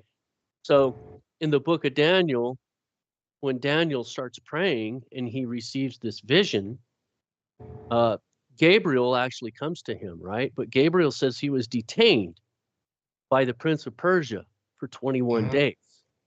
So imagine Gabriel's in outer space. He's flying here in this higher dimension, and he encounters first heaven, Earth, larger planet and higher dimension.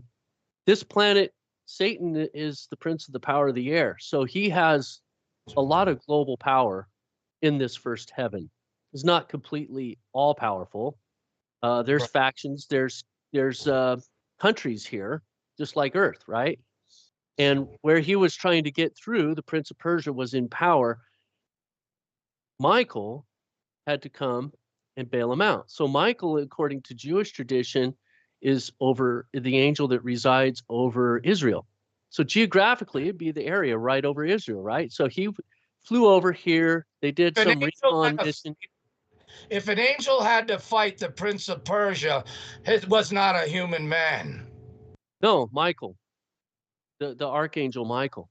he had to fight the Prince of Persia, and it took him some time, and even coming back from what I heard. But Right. that shows us whoever this Prince of Persia was, he a Nephilim, declare himself as God, I think other he than was a fallen angel. I think he fallen was a fallen angel, angel, and he was ruling in this area. ruling exactly, And ruling then, over people or whatever. just like you said, when Gabriel left, he said he was going to have to go back through this area again and Deal with encounter that, and Michael's going to have to help him to leave the planet, and then off he goes back to heaven, to the highest heaven, which is, whatever world he came from, because a lot of Right. the worlds that are out there in the cosmos, they're glorified planets, and they have angels among them. So, and then there's one planet where God has his throne. And 30% of everything we see out there sided with the enemy. So when I look up, I tell people, I say, wow, look at all of that. Yeah, it's a lot of stars, billions. I can see from end to end so far. Now, think about that. You can see everything's 100%. Now, think of 30%, a chunk out of all that is sided with the enemy. That's what's going on. A lot.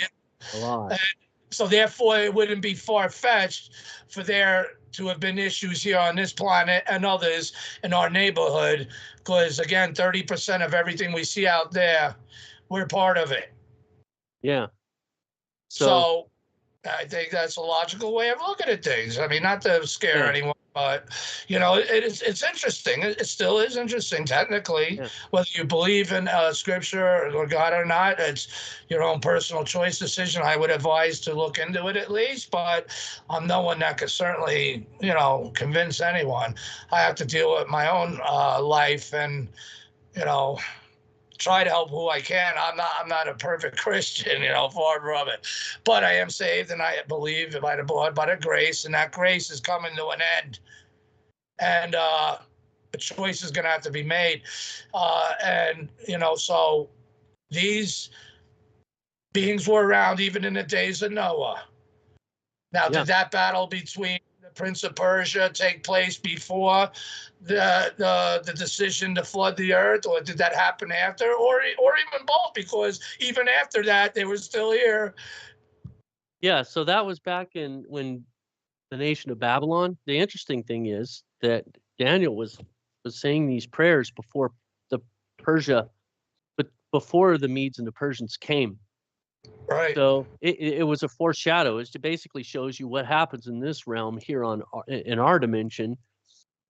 Is a mirror image of what's happening above us, and that there were spiritual battles that were fought, and that Prince of Persia took power in that region above where Daniel was at before the Medes and the Persians came and destroyed Babylon.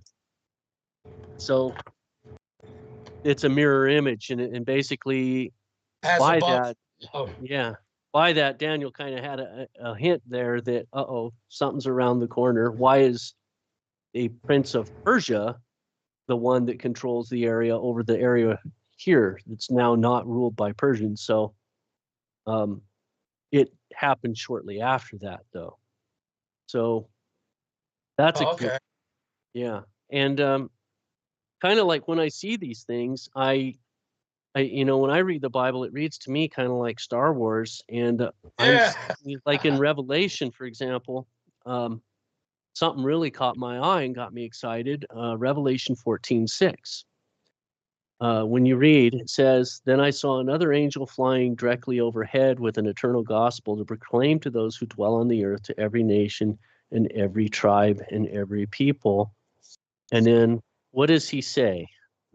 He says, saying with a loud voice, "Fear God, give glory to him, for the hour of his judgment has come, and worship him who made the heaven, the earth, and the sea, and everything in it."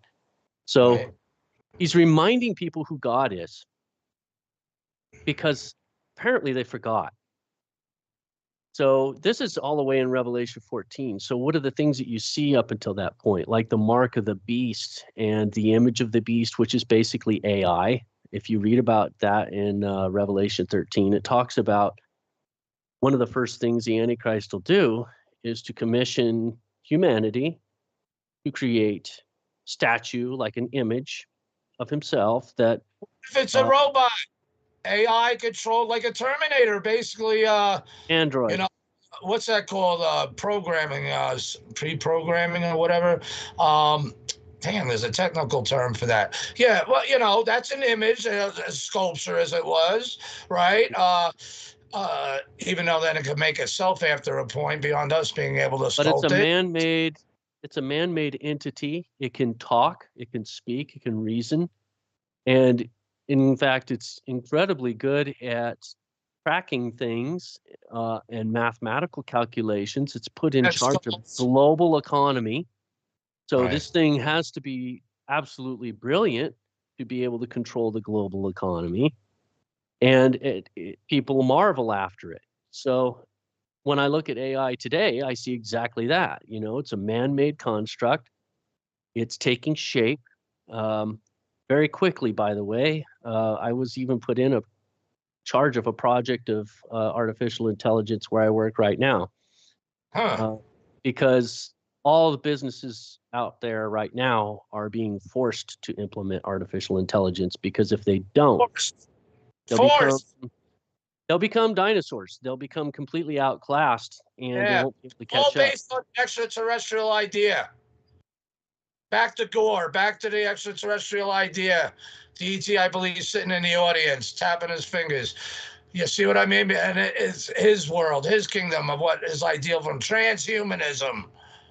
He's got the his hand. And so there's this other stuff that, you know, they're talking about integrating the human brain, the human consciousness with computer technology. They already do this for Parkinson's, for example. There's a chip implant about the size of a pea, and it's now upgradable, so they can do firmware upgrades. Just imagine, you know, if they keep going with this to where they really understand how to map the human brain, computer technology, which they've been working on for a long time. I mean, I was in computers back in the 80s, and I seen at Berkeley they had a squid brain in this tray they were keeping alive, and they actually had circuitry integrated with it, and they were passing data and storing data into squid brain DNA coded into it with computers. So they were able to actually store information in the brain. So that was in the 80s, you know, so 80s, 90s. A squid be cognizant of itself in the new body as it was? If it's like its memory, ones and zeros. Yeah, I don't know. Does it for its soul? This brings up questions, you know, the astral projection parts in my experiences, hopefully in this show, but hopefully other ones, if you're willing to come back. All right. There's no rush for everything, sir. Yeah, again, you're more welcome to come back, but we're on a good pace right now because, again, as in the days of Noah, look at the things going on. And what was going on then, what's going on now, none of this, nothing new under the sun. It's being done again. Genetic tinkering, chimeras. Yes. Being made. Chimeras. So, yeah, and the interesting thing about human angel hybrids were not the only kind that there were. Like in the book of Jasher, especially goes into detail about it. Yeah, let's play everything. That these angels were crossing with animals as well. So there's two ways that we could speculate about how they did it. Either they shape-shifted according to the Greek legends. They could have, they could have shape-shifted and then did things because that was within their nature to do that. Or now evolution. Yeah, bestiality. They would totally do that. But they might have also done some genetic experimentation. It's, you know, in a lab, you know, because we were technological beings. Right. So it could go either way. They were incredibly powerful. They had supernatural abilities, and then they also had incredible technology. So either way, we know that they crossed themselves with animals, and they made all these weird, freakish hybrids. The world was populated with these creatures. Now there are labs around the world in Frankenstein dungeons. I do think that we have been finding them, and whenever they find them, the bones, that they squirrel them away. I also think that the bones are highly toxic, that if you were to touch it, a spiritual residue of those bones, they're demons. Okay. The word Raphaim translates as giant in the Bible, but look it up in Strong's Enhanced Lexicon. You'll see that another definition for it is shades and spirits. So the same word for demon. Where you want to know where demons come from. If anybody's ever had this question, a demon is not a fallen angel. A demon is the ghost of a hybrid, because angels don't die. Luke chapter 20, verse 36. Angels do not die. Angels have physical bodies, believe it or not. And they don't create a temporary body. They have a physical body. They change the molecular structure. They pop in and out of this dimension. Like if I were to jump into a swimming pool and swim underwater to be with the fish, They're made. It's like the different things God creates. He makes things after this kind, that after its kind, etc., etc. The angels are no different. Well, we're different, but you know what I'm saying. They're after this kind, and they're a breaking glorified that. species, and they have the ability to alter their structure to pop in and out of this dimension. But the body that they're here in is their body, and it is a physical body. That's why. That brings up the concept, and someone wanted me to ask you this, Theo. Time travel. Therefore, their ability to also go through time. We know Scripture has been time travel. That's because many of them have all come true, except the ones we're waiting for, and enough have come true to make a believer out of me. Everybody, we only have a way to go. Prophecy hints at time travel. You do have the issue of the grandfather paradox, and you do have the issue of quantum physics. According to mathematics, time travel is possible. Or at least viewing through time. Like viewing, like how we have the scriptures. It's like, yeah, his presence could be in those times, but it's viewing it all. So, hey, tell us, this is what's going down, you. This is what you got to do, you. Yeah. And those that I love and want to save. And, there's two sides. So he's angry at one. That's why the great and terrible day of the Lord cometh. It's great for those it's going to be great for. I would think that if time travel is possible, that its primary existence. Beyond sight observance. Okay. Its primary existence, the reason why God would create it in the first place, to allow it, would be for the purpose of maximizing salvation. That would be the only reason that I think that he would allow it. Because why would he allow Satan to try to go back in time to undo something that he did? I don't see God as allowing that. I see God as using everything in his creation as like an algorithm to maximize salvation, so that the greatest amount of souls that he created could be saved. That's the only thing that makes sense to me, because Scripture says God's not willing that anyone should perish. He doesn't want us to perish. He wants us to use our free will properly. The whole reason and use common sense in our heads. Yeah, the only reason he created us to begin with, and all of creation and all of the angels and all of the life that exists, is because he wants to have a harmonious and loving universe full of life and joy. And you can only have love if you have free will. And that's the conundrum, right? And that's probably a greater paradox than even the time paradox, because love requires free will. And because of that, the potential for hate, the potential for selfishness exists. And Satan was the first one to exercise that right, that ability that God gave him.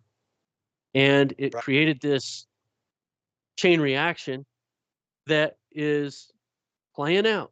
And God is allowing it to play out because it's all about free will. And the Bible speaks of a strong delusion in the end times. Plus, to prove his righteousness, Satan must have his day in court. The battle's been fought. He's he's been sentenced, but things are still rolling out for that sentence to be fulfilled. He's lost, but he's still. The big question is he was trying to test and what's that word? Show that God was not righteous. Even in the actions, how could you throw, your own creations into an eternal pit of fire that was not made for man, by the way, everybody? You decided to jump in it. But besides that, that's why it's so important to be born again. Because, you're going to be born again into life or born again into a pit that wasn't meant for you. But for those who are being punished and say, the judgment, you know what I'm saying? The finale. What is to happen with those quote unquote extraterrestrials of physicality and spiritual, where they'll all be able to be in the same place together. That was not made for me. So will that be in the earth, or is that some other world or dimension altogether? And the gulf is so great between the two. It's somewhere else altogether they're transported to.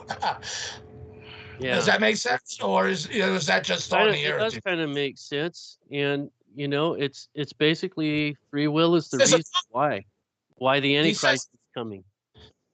Right. Because God is allowing us to, okay, if we're not going to accept the truth, if we're going to reject God, then He's allowing Satan to come up with the best, absolute grand, best alternative to God that he could possibly put together. And, what could be better than, improving humanity with like integrated consciousness into the internet and improved DNA so you never get sick and then genetically maybe you try to cheat death and, create technology. That's what it is. It's playing God. The mark, yes, and that's why it's so important. And the question when the mark comes, no matter if you believe or not, when that time comes, people, look, you get your head cut off, but you're guaranteed your salvation. Or you take your mark, and if you don't take the mark and you still live, you're allowed to defend yourself fatally. So because there's ever a computer chip. They're already condemned. They're already condemned to die. They come to take your head. You take as many of them down with you because they are already condemned. You're not. If you have that fighting spirit, many people will be meek. Okay, well, go ahead. I got my life. And then let them take your head. But only some kill people, the body. Right. But, some people will fight with their breath in their body. And but I'd be praying the whole time, because wouldn't it be great? And there will be survivors. So that tells us there will be fighters having to deal with that.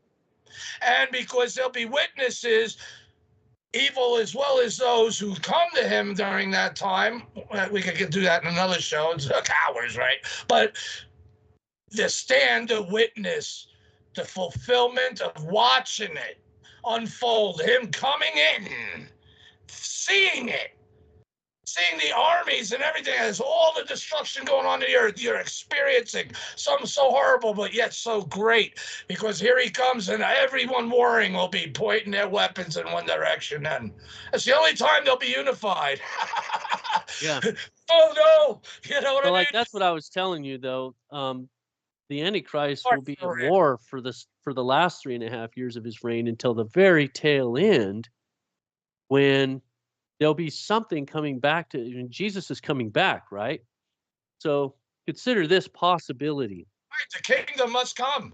What if the rapture is a mass UFO alien abduction, a bunch of intergalactic fleet of angels coming in their chariots and take a chunk of the population off the planet and take off, and it's so stealthful people just disappear. I've experienced it. And that's the part about your astral projection stuff. I have experienced it, and they wanted me to realize when I was slammed back in my body, for me to figure out as many times as that happened and what I've experienced, and we won't get into that now. But I It was like they wanted me to know, number one, I was outside my body. 2, I was put back in my body. 3, yes, everything that happened to you that we're allowing you to remember really happened to you, buddy. Which tells me they have the technology or whatever it is that could take the soul. You're talking about transmissions of memories and stuff like that. Well, that ultimately leads to a soul-taking thing. But I was put back. Yeah. And I'll tell you one more thing, and then I'll shut up. Did this happen before you were a Christian or after? After. Oh. I'm Maybe glad you that's said why you were put back, because they couldn't take you. It was a couple years after these events in 1998 to 2003. After that, a couple years after that, I had an experience.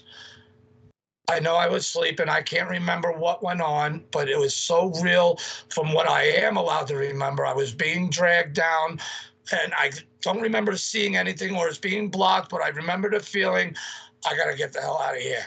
I was scared, and I wasn't of my own volition. I was being dragged.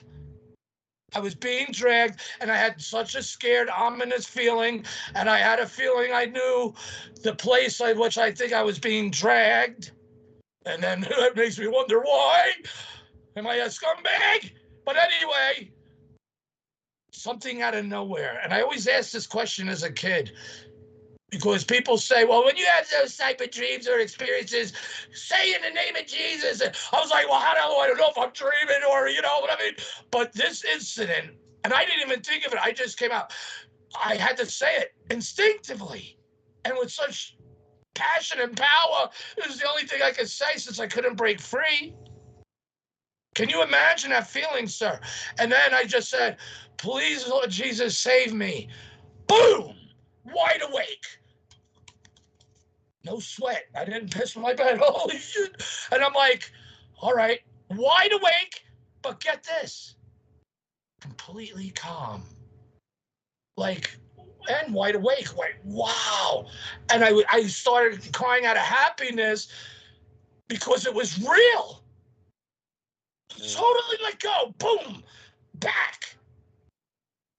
Oh my God, I mean, what a better feeling, but the better feeling that because of what I said immediately in a twinkling of, not even a twinkling of an eye, that fast. So when I read about that, what you're talking about, the snatching, extraterrestrial craft, whatever, yes, it exists. Yes, but these are the good guys. Who's the one that did that to me? I'm hoping it's the good guys because some things happen well, to the ones that took you, I don't know. On Well, that occasion, because you said they another were time, taking, maybe off air, sir. yeah, Maybe off air talk about that before I've hinted about it on this show, but that's something that's personal as you could possibly imagine. And I'm telling you, I respect you enough. And look, I just need that. So I appreciate that. Nothing's coincidence. You called on Jesus and you were back home. So yes, that's the good part. Totally.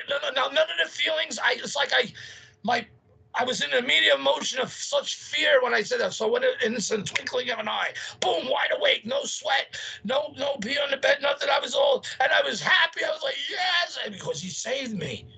It had to have been, and I felt like it was it a test.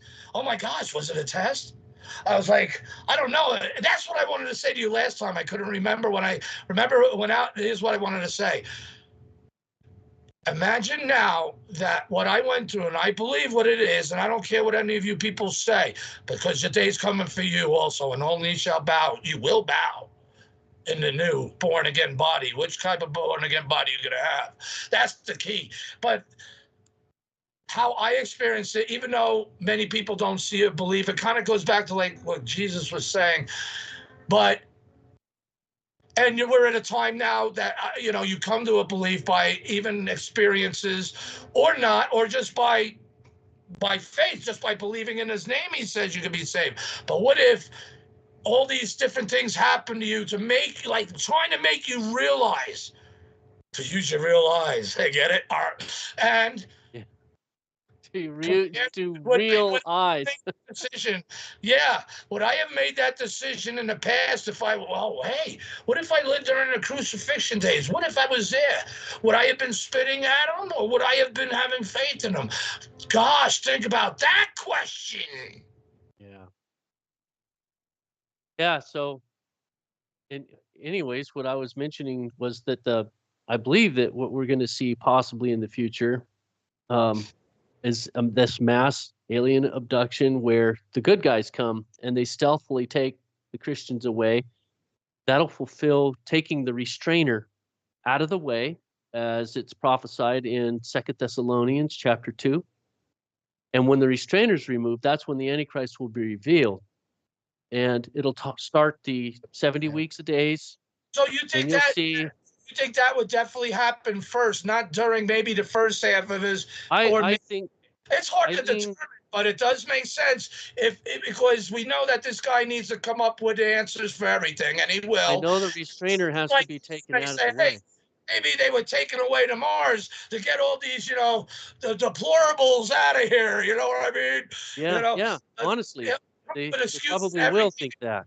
Say it's his angels. And so all the people that will be left, that come up and took them away. There'll still be a lot of people here that were hearing these Christians talking about something like this, and they're going to be the ones with the clue where the light bulb's going to be flickering, and they're going to be like, wait a minute, I remember hearing something about this rapture thing. And then they'll become the ones that are the on-fire Christians, but then they're going to have to go through hell on earth, literally. Yeah. And the first 3.5 years is not going to be as bad, but the second 3.5 years of the Antichrist is going to be and really how bad. great he says if you're able to persevere, meaning survive, to see that coming, to actually physically see it, that would be a blessing. Cave in. How cursed are you going to be to go through it and to experience what you're going to experience? You're going to wish you were dead. These are the people who I'm mostly writing my books for. What a world. The people that are going to be left here. I'm hoping they'll be looking for a book called Christian Ufology, because they're going to want to understand what's going on with all this otherworldly stuff from a Christian context. And I'm talking about good guys and bad guys, faithful and fallen angels, because they're both out there. And I think the good guys are going to come and take a chunk of us. At the tail end, Jesus is going to come back with the saints, and he's going to confront the Antichrist. So it'll be like an Independence Day. It'll be like Independence Day, but we'll be the ETs and we'll be the good guys. So a completely reverse flip-flop. And you noticed how in Independence Day, you got all of these warring nations who normally would be adversarial, but they all get on the same sheet of music and they all get behind this global dictator type person who's a military leader. That is exactly what's going to happen in the future. That's what the Bible actually describes. But the ETs in this case are Jesus and his fleet of angels and the saints with him. And we will be coming back, right, to establish dominion on this planet. So it will literally be an ET invasion to establish dominion, but it'll be God's dominion. So do you think then that these UFOs and stuff now, if those were obviously cited and helping the Antichrist for this system and for this time to be fulfilled and their world government of death and destruction, destroy humanity, that's who can only be Jesus, and those who are taken up that come back with him will be also fighting against and obviously exposing that, hey, those ETs there, they're ghost. It's going to be difficult to tell who's who, just like it is now. These otherworldly technologies we're seeing. Do you think that scenario, though, is sound that'll be part of it? Like these UFOs, the big disclosure that it's really them that's going to be helping this world leader come on the stage? Do you think? And therefore, so the other aliens show up, which they're going to be all hey, the invaders are coming. But these guys are the invaders. And one of them is going to look like Jesus and sound like Jesus and act like Jesus and be able to quote a lot of words of Jesus. So this is what I'm seeing right after the rapture. Somebody's going to come to this planet who's going to pretend to be Jesus. He's going to say he's Jesus, but then he'll turn around and say that he's not who Christians think he is in the traditional sense. And he'll change all the language. He'll say, I really am a king from another world. And he might be. He might be. And he'll say that, my kingdom is not of this world, just like Jesus said, and it'll be a perverted version of it. It'll be true, but not Here's my angels. Come on down. Land on the White And then House. he'll say he is a son of God, not the only begotten son of God.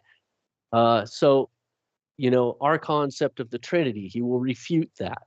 So he will take scripture and he will twist it, because if anybody knows how to twist scripture, Satan can. And he will be inspired by Satan, but he will be like an avatar of Satan. And he will actually not be the Antichrist. He will be the false prophet. So the false prophet will be somebody who says he's a Jew, who has alignment more with a Muslim, like a New Agey Muslim type faith. Right. But he will be with the aliens and ETs, so he'll appeal to all of these New Agey people, but then he'll also have this scientific angle and say, yes, we're here to, help humanity to evolve, to become a better species, to teach each other to love and peace and age Aquarius. Signs and wonders to trick people, magic tricks, hocus pocus, pull a rabbit out of a hat. He'll be able to deceive people from all these different religions and get them to unite. And he'll be able to pull in people that are not religious at all. They're more scientifically oriented, atheists and stuff. But even they will be like, this guy, I think he's the one that's going to take us out of the dark ages of what all these stupid Christians, and they'll worship him. That's will. That's what it directly says. It'll worship him. He will take all of that, all of his following, and he will point to another world leader, and he will say, you need to make this guy your man who you will worship as God on earth. He's, in a way, he will say, this is the person who I give all the credit to. He's the one that's going to save you, and he's the one that's going to make everything possible. So these two characters, this false Jesus and this world leader, military type person, will unite the entire world at the very tail end. So these countries who he was fighting against will end up even saying, okay, we have to stop fighting each other and focus on this threat that's coming our way. And they will all converge and combine their forces against God when he comes back. And it will be a really bad battle. The Battle of Armageddon, everybody's heard that. Yeah. But that's actually the Battle of Armageddon right there in a nutshell, because it'll be war where you have all the forces on Earth converging in that area, in the Valley of Megiddo. But then you'll also have the heavens and all these manifestations leading into this reality. Yeah. Yeah, it's the greatest strategic battlefield in the world, too, from what I hear. And it's going to be filled with blood and take months to burn weapons and bury the dead. Well, and bring such a feast for the animals. Boy. Yeah. So, the Valley of Megiddo was fought like when Deborah, for example, in the book of Judges fought Sisera and the Canaanites. That was fought in the Valley of Megiddo. And in like even much later, Napoleon had a huge battle in that same area. So it is a very well-known strategic place where battles have been fought throughout time. And it's a really big valley. And if you think about blood being up to the bridle's bit, filling that entire valley, that is a lot of blood. Yeah. A lot of people. I think on that note, sir, if you don't mind, we'll go to a break for about 8 minutes. Is that good with you? Because there's a lot to chew on, and we're still, we got so much more to get into, man. I'm having a good time. These are great conversations to have. And a lot of people, again, they'll believe in aliens, and they will bow down to something that'll show them something that they could see and yet be fooled and deceived by and lose their soul. That's, ultimately, or at least their countries, their lives. What matters more to them. That's why whether you're agnostic or, you're an unbeliever, you have no faith, you don't believe in anything, atheism, you're all got something to experience soon, don't you? And a choice to make. So that being said, let's go to a break for about 8 minutes. And then we'll come back and we'll jump back into things. So listeners to this show, again, know and appreciate, pack them and smoke them, because you still definitely need them when we come back on a Martian Revelation with John Milor. Great guest. Again, go to the facesofmars.com. Check out the links for his books there, and I'm going to read some of them too. And again, these are the times, you know, should come to Jesus effect, literally, because again, after you decide whether you're alive or not to take the mark, to decide for that, remember, as after death, you cannot change your mind to decide. The grace period remains to those of the living to come to the decision in King Holy Jesus' name. So with that, let's go to break. I'll be back. Don't run. We are your friends. The Ruins of Mars Trilogy by Dylan James Quarles. Available in ebook, paperback, and audiobook. Set against the turbulent backdrop of the future, The Ruins of Mars Trilogy tells the story of a long-dead Martian civilization and the team of NASA astronauts sent to explore its ghostly ruins. Far from Earth, the crew must travel on a mission more perilous than any could have anticipated. What they find buried beneath the red sands of Mars will test them to the breaking point and forever change the course of human history. Dean Marshall writes, an awesome, thrilling, intelligent, well-developed adventure. 5 stars. Carolyn Evans says, a gripping read. After 40 years of reading almost every sci-fi piece that comes my way, I love this one for its originality. 5 stars. John Mickelson says, any sci-fi reader that enjoys Mars will not be disappointed. And even if Mars isn't your thing, it's still a great read. 5 stars. According to R.W. Beaulieu, The Ruins of Mars should carry a warning label. It's that difficult to put down. 5 stars.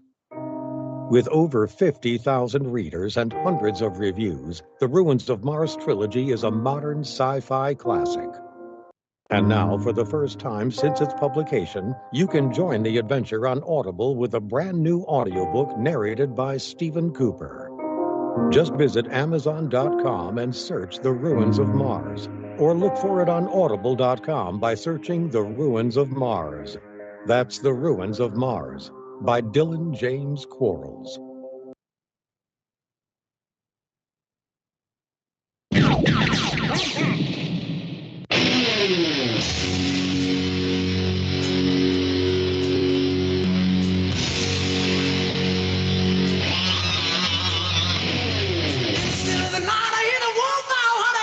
Around your door, it's still a lot of my heart beating heavy, telling me you gotta have more.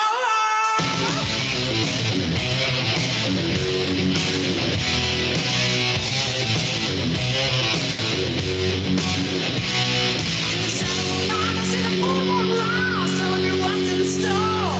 My heart started aching, my body started shaking, and I can't take no more.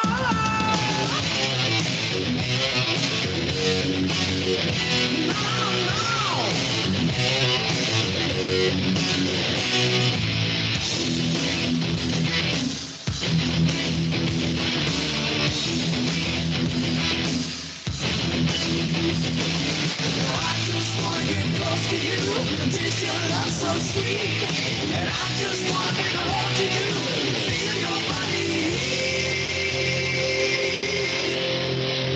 in the still of the night, in the still of the night. Over here, baby.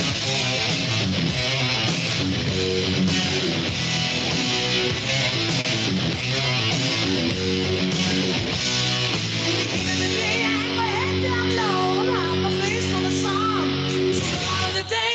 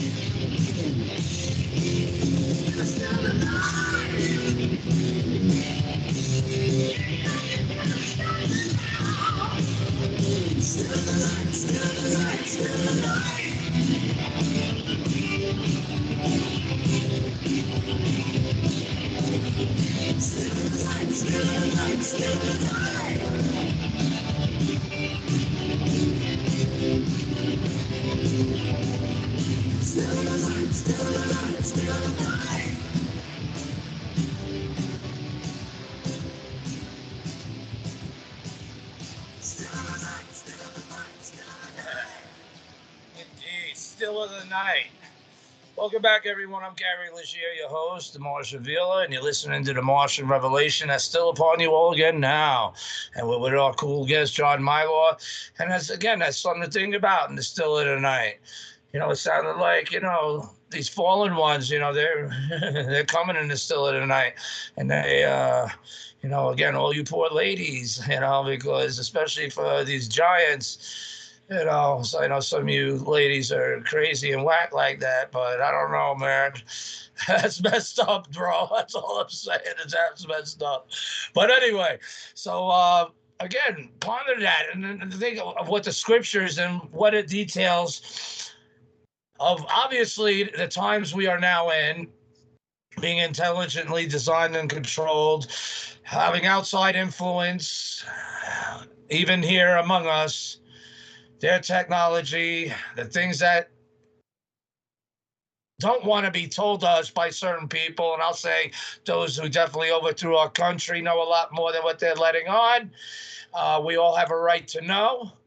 I've experienced it, and again, when you realize that they have the technology to take your soul up and bring you somewhere and put you through some stuff, and then to slam you back into your body to test your intelligence and to really freak the hell out of you, letting you live with those memories that come to that, as if it's a direct communication, so you don't forget.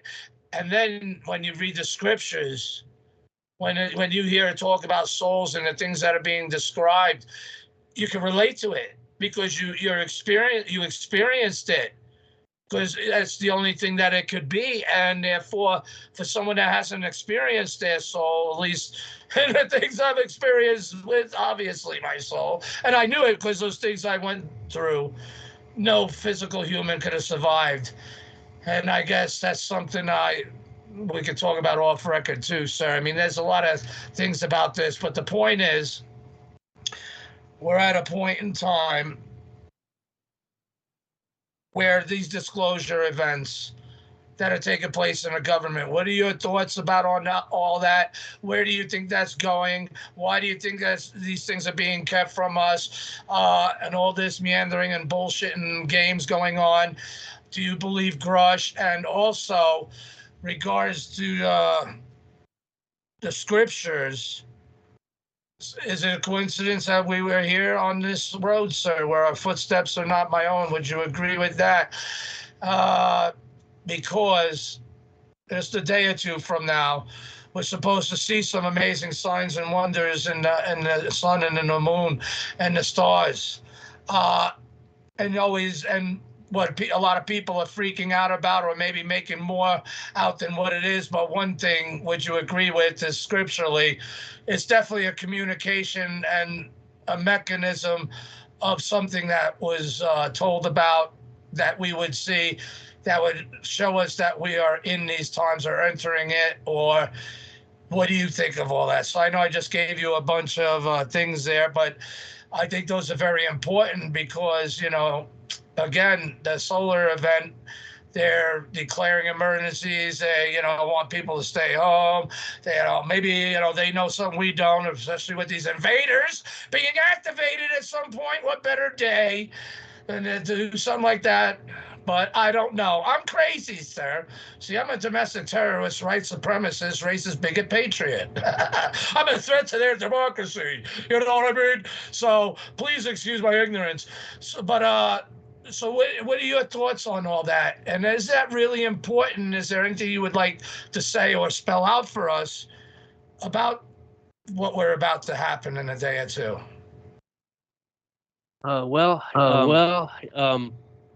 The Bible does say that God created the sun and the moon and the stars for signs, so that hearing an echo. Let me see if I can. I hear you. Okay. Am I echoing to you? I hear you fine. Okay. So we know from Scripture that the sun and the moon and the stars, that they're one of the functions of them is to serve as a sign. You do see like an eclipse when Jesus was crucified. I think that might have been an eclipse, except it happened for hours, like for 3 hours or something like that, of darkness. So it kind of reminds you of Jericho. Is it Jericho? That also, the sun was for a few hours extra longer. It went backwards or something. Some say that when that happened, it threw the earth time kilter off. But when that happened to King Holy Be Jesus, it put the kilter of time back on track. Yeah. I thought about that. Like maybe it might be far-fetched, but I think it's fascinating, and that would be an extraterrestrial knowledge of something, but. It could have been altering the time continuum in the area where they were fighting, for example, so that from their perspective, the sun sat still in the sky, but it might have been like a geographic area. There's wars from other countries. I think I've seen a documentary on it, and I think Japan had some confirmations of longer day or longer night, whatever the issue or difference would be, based on that time frame of the Jericho event. And I also heard about I'm surprised you know that. Not too many people know that. They know that there was a great earthquake. The temple was cracked. The veil was broken because the Spirit of God no longer resides there. He went to reside in the sun. Well, to get ready for his, what I'm saying. A bunch of dead actually came out of the graves, too. Amazing. But clouds and storm, they never really focus much on that eclipse. Why is that? Yeah, it's interesting. All right, but I'm sorry, I'm just ranting. 3 hours, and the one that we're having is 3 minutes, and you're making a big deal out of it. And that one was like 3 hours. Right. What happened? So maybe God paused. Because the great and terrible day, it sounds like it's going to be a lot longer than 3 minutes also when we see the moon turn to blood, blah, blah, right? Yeah. But go ahead. I'm jumping ahead, I'm sure. I'm cutting you off. No. It's perfectly fine. I do believe that there's been a prophetic wind that has been picking up. And like one of the things that I noticed back when I first got saved, I had this like vision So my great grandmother was a believer, a firm believer, and she and my great grandfather, he was a minister, and they traveled all over the United States and around the turn of the century. They did the big tent revivals and stuff, and so they've been to almost every state in the United States. My great grandfather would do sermons and stuff, and so they were like big time in the ministry all over the place, and devoted their lives to the Lord. Amen. And then when I would be taken over there when I was a little kid, toddler and whatnot, and my great grandmother would watch me and my brother and my sister sometimes, but mostly me and my brother. And so I remember her faith, and I remember she would tell us these Bible stories, David and Goliath and Daniel in the lion's den and that. And so I had this kind of hinting and, grounding of faith through her, but both my parents were of the hippie generation, and they basically just took all of that and threw it out the window, So I think that my dad still had a hint of it left before he passed on, and he asked me and my brother to pray for him. So we were like, that's a really good sign for somebody who used to joke about being a pagan. And, we always prayed for him. But I do believe that he turned a new leaf right before he went. And he passed on just in 2021. Just in time then, because again, after death, you don't get another chance of choice. Right. But so back then, when I had my vision at 21 years old, I was all into the new age. I experimented with astral projection, being a medium. I tried that. Oh, don't go there. It almost worked. I did mirror scrying. Not a good idea. Not a good idea. Tarot cards, dream interpretation, casting runes, Ouija boards, crystal balls. I won't go near them. Crystal gazing. Let's see, what else? Past lives, future lives, self-hypnosis, reincarnation. So the thing is, I was really spiritually inclined as a little kid. And part of it, like my sister was all into the stuff. She would tell these creepy ghost stories and stuff, and she had all of her experiences and stuff. So my family on my mom's side was basically enshrouded in the paranormal. We always had things going on. We lived in a haunted house in Arkansas. The spirit there, my mom said her name was Addie. This thing woke me up in the middle of the night one night, by the way. I was dead asleep, and then somebody just got up in my ear and yelled, "John!" really loud. I flew out of bed, and I'm like looking around, the room's pitch black, and I'm like freaking out. I scramble for the light, and I turn the light on, but I feel this really strong presence staring at me in the room, and I'm like creeped out. And something woke me up from a dead sleep by screaming my name, and so I opened the door, and the hallway was dark, and I scrambled for the light to turn on the light, and I ran to my mother's room. She always left the door open, but on this night, the door was shut. And it was locked. She never locked the door, and she never shut it, but it was shut and locked on this night. And I was trying to open it. I was pounding and pounding on that door and screaming at the top of my lungs, pounding and kicking on the door, and she would not wake up. Was she okay? I didn't know at the time. So what I did was I went through all the house. Right? She said hello in the morning, right? Oh, I'll get to that. All right. I ended up turning on all the lights. I turned on the TV, I turned on the radio, and I cranked them up, trying to wake my mom up. She's not waking up, right? And I'm like wondering why, right? So I'm sitting there, and it's like 3 a.m. or whatever with and then I eventually turn off the radio, and I'm watching the TV, and I'm really still tired with all the lights on. So I eventually go back into the room, but I had the recliner. I dragged the recliner up right in front of the TV. So I even moved the furniture in the living room. And I'm sitting there watching TV. I finally get so tired I can't stay awake. I turn the TV off. I go back to bed. I wake up the next morning. I get up and I'm like, okay, it's day. I go out in the hallway. I look, my mom's bedroom door is open. I walk in there. She's still dead asleep. She hasn't woke up yet. The door was open or unlocked open? Door was unlocked and it was open like normal. Okay. And she was still asleep. And I'm like wondering, did she get up in the middle of the night and open it? I walk over into the living room. The chair is still pulled to the middle of in front of the TV. So I'm like, I knew that I wasn't sleeping, that I didn't dream the whole thing. Was your dad there? Was your dad there? The door might be locked. You know what I'm saying? Just me and my mom were in the house. Okay. Yeah. All right. Well, my mom and my dad divorced when I was a baby. So. Oh, yeah. okay. So and I told my mom, did you hear me pounding on the door? She's like, I didn't hear nothing. No, when I went to bed, the door was open. So she said she didn't shut the door. She didn't lock it. So whatever was in that house really screwed with me because it shut her door and locked it and then put her in a deep sleep so that she. It sounds like it was screwing with you. You were the target. Yeah, scared the hell out of me.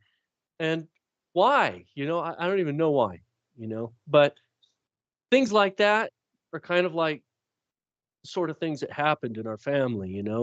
My sister once tried to play with a Ouija board and her friend talked her into it. They put the board on their laps, touching their knees. Before she ever even touched the pointer, it flew across the room and slammed into the door. So she freaked, because they didn't even touch it. My torch, I would have started lighting that bitch on fire, man. Something happens like that. I'm sorry. She always talked about different things like, wanting to go explore a ghost house. And she convinced us to go into my grandfather's room when we lived at the house in Madera, the old ranch house. My grandfather used to live in the back room of the house. We never went in it, right? After he died, his room was basically just kind of like, don't go in there. We just never did. And she was like saying, we need to go in there in the middle of the night. So this this crazy story about how we went in there. And there's a bathroom. It's weird. The structure of the house was weird. It was obviously an add-on because you have to go through a bathroom, and in the back of the bathroom is another door that goes to this bedroom. So the bathroom is a hallway / bathroom. And we went into the bathroom, and we're there at the door, and it's dark back there, and we're all piled, me, my sister, her husband, and my brother. And we're all giggling and everything, and it's stupid. And my sister says, "Okay, turn on the light before we open this door." So my brother reaches over and he grabs the light and he pulls on the chain, and it doesn't come on. I guess she experienced things there too. Yeah. On this. The light doesn't come on. So. Oh. And my brother starts jerking this light up and down like he's a monkey playing on a vine, and he's freaking out. And then he can't take it anymore, and he turns and he starts running. But my sister and brother-in-law were in his way. My sister sprinted out, and my brother pushed his hands against my brother-in-law. So my brother, he's only like maybe 12 years old at this time, right? The brother-in-law's a full-grown man, but he had his socks on. It's a linoleum floor, and he's like trying to stop, right? And he pushes him out and shoved him out and through a storage room and through the kitchen. And then there was a step up to get into the living room, and he hit that step and threw him on the floor and ran over the top of him. So we just can't run out of there like insane, right? And that was kind of a crazy moment. And then I do remember the next day when I got home from school, I came in through the back door and I looked over to that bathroom and I saw the light there that my brother was trying to turn on. And I just thought, I wonder if that light really is burned out. And I walked in there and I turned it on and it just came on. And I'm like, okay. All that. I think I'm going to leave the bathroom and I'm not going to go into the room, So yeah, let's put the light on. those kind of things happened, and I got so many paranormal stories, it's not even funny. So out of those experiences, did it feel malevolent, or do you feel it's a human, or no way to tell, but obviously it's intelligence, especially playing around with you? I don't know. If my grandfather was that, if it was him, then he might have just been joking around. He wasn't a malevolent person. I didn't know him very well, but he had a girlfriend. How'd you know grandfather? Huh? How'd you know it's the grandfather, though? Did he lead you to a sign that would indicate who it is that's messing with you? Well, we were going into his room, right? This was after he died. And so we were all creeped out because we're going to his room that we never went into after he died because it was kind of like, well, that's grandpa's space, you know? Right. So Wow. kind of an assumption that thinking maybe it was him. And he had a girlfriend that after he died, she said he was at the foot of his bed in the middle of the night asking for his forgiveness or asking for her forgiveness. And so she told everybody in the family, like, yeah, I saw Walt at the foot of my bed last night, you know, asking for forgiveness and praying, you know, praying and asking for forgiveness. So I don't know. That's a good sign. I hope that he was saved. Yeah. You know, aside from that, though, kind of going back to when I was a toddler, I was staying at my great grandmother's house. She told this story about how she saw a UFO when she was a little kid. So I got some slides here to kind of show on this a little bit. So maybe I see if I could do this. Can you see that? Yep. So this is pretty much where you are now in life because of your also experiences, not just hearing about someone or seeing someone on TV, but you live in these experiences. When did you start coming to think about extraterrestrials and the potentials thereof to me to come up with the common sense conclusions that there's related, but that's me. Oh, it goes back to this right here. I was about this age and everybody was at grandma's house. This was my great grandmother Thelma. This is her and me and her. And then here's my great grandfather, the evangelist, you know. Yeah. Right. So I was there at their house, and one night when we're all there, so grandma had these different stories that she told. Let's see if I could get this enlarged. Yeah, I was just going to ask that. She said that she was once saved by an angel in the middle I of want a helmet like that. So I want a helmet like she was choking from carbon monoxide poisoning because her window was open and people were doing work on their vehicle, and all of this carbon monoxide was coming into her room, and she woke up in the middle of the night and couldn't move. And she couldn't breathe. She felt like she was going to die, and she called out to God. So and much this dude, this soldier-looking guy, came walking into her room, and she said he was wearing a spiked helmet, which I thought was a really unusual characteristic to remember for an angel, right? Not typical. But she said he had some kind of a military uniform and a spiked pickle hob helmet, and that he grabbed her and he rolled her over, and she was able to breathe after that. And then he went out, and then he left. She went out her bedroom door. The front door was still bolt locked and with the chain. So how do you put a chain on a door after you walk through it? now, from the inside? You have this knowledge by her telling you what she's seen. Right. But nothing was said. Not just done and like see ya. So this is one of her stories. This is one of her stories. Here's another story. She had a stroke, I think when she was in her 50s or 60s, sometime at that time, and it almost killed her. She was paralyzed on the left side of her body. She couldn't talk, and she was in the hospital laying there.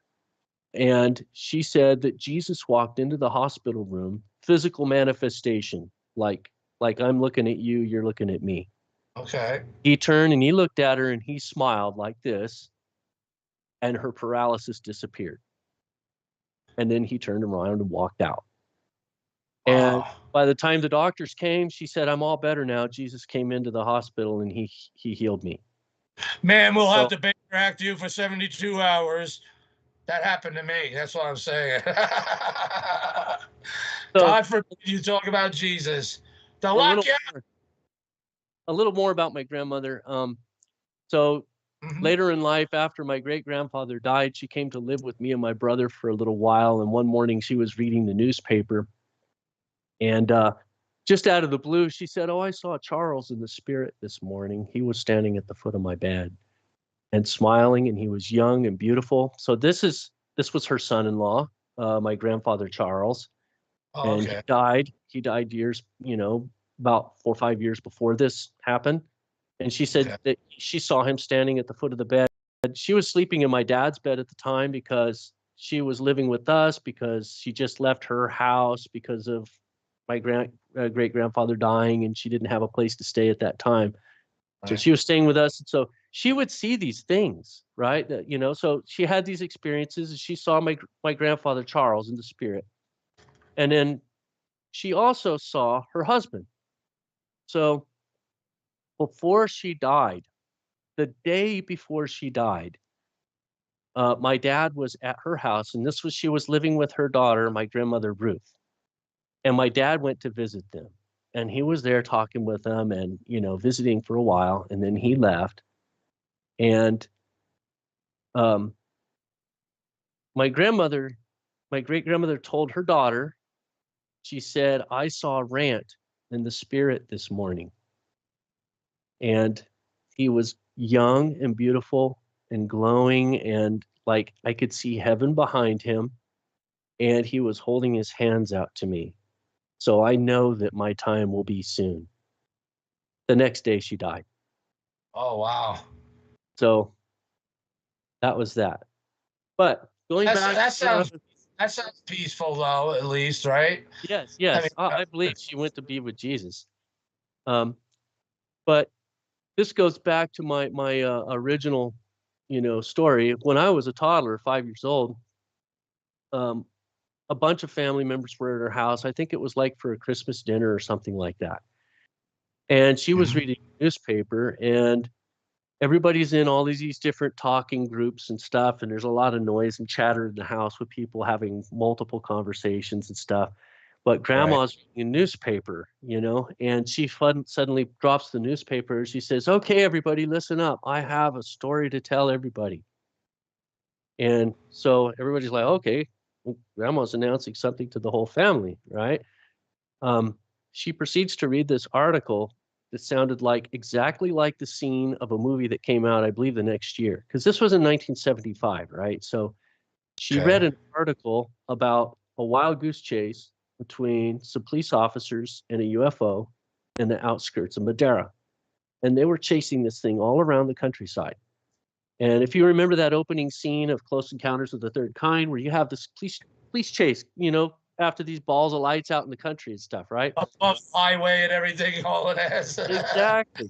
Well, that could have come from this newspaper article, right? Because this was the next year that movie came out. Okay. Anyways, I remember that. After she tells the story, she says, "When I was a little girl, I saw a UFO." And then she proceeds to tell this story about they lived on the plains of Kentucky. They didn't even know what an automobile looked like. They had never seen a running automobile. They had a wagon. They lived out in the sticks. They didn't live in town. They were kind of disconnected from, a lot of modern society. So they still lived wild, wild west, right? This was the turn of the century. It was over 100 years ago. So there were still places out in the plains of Kentucky that were like that. And she and her sister were walking along, and they saw this cigar-shaped thing about 30 feet long or so, 30 feet-ish above the ground, just cruising along slowly above the plains of Kentucky. And it was the shape of a cigar, she said. It looked like a shiny, polished aluminum, and they'd never seen anything like that before. Right. It didn't have any seams or anything. It was like a shiny aluminum, she said. And it had a glass type bubble on the top, and they saw the guy inside. And they were close enough that they saw that he turned and looked at them as he flew by. So being only 5 years old, I couldn't hit her up with 50,000 questions like, was he humanoid, like a human being, or did he have a weird looking head? Were his eyes black, or what? How fast could it have been going if they both seen each other? Right. So I didn't get to ask all of those questions, unfortunately. Right. And so unfortunately, that was the story. But she said she and her sister ran back home, and they told their mother, and the mother said, "Don't ever tell anybody this again. forget this ever happened. I mean, I don't want anybody thinking that you two are crazy. That's what I used to say to my mother. Just and they don't. didn't believe Just keep it to yourself. Don't ever tell anybody, period. it. I And believe her it. sister died, I believe, when she was 17. So all her life, she just had this story and kept it to herself.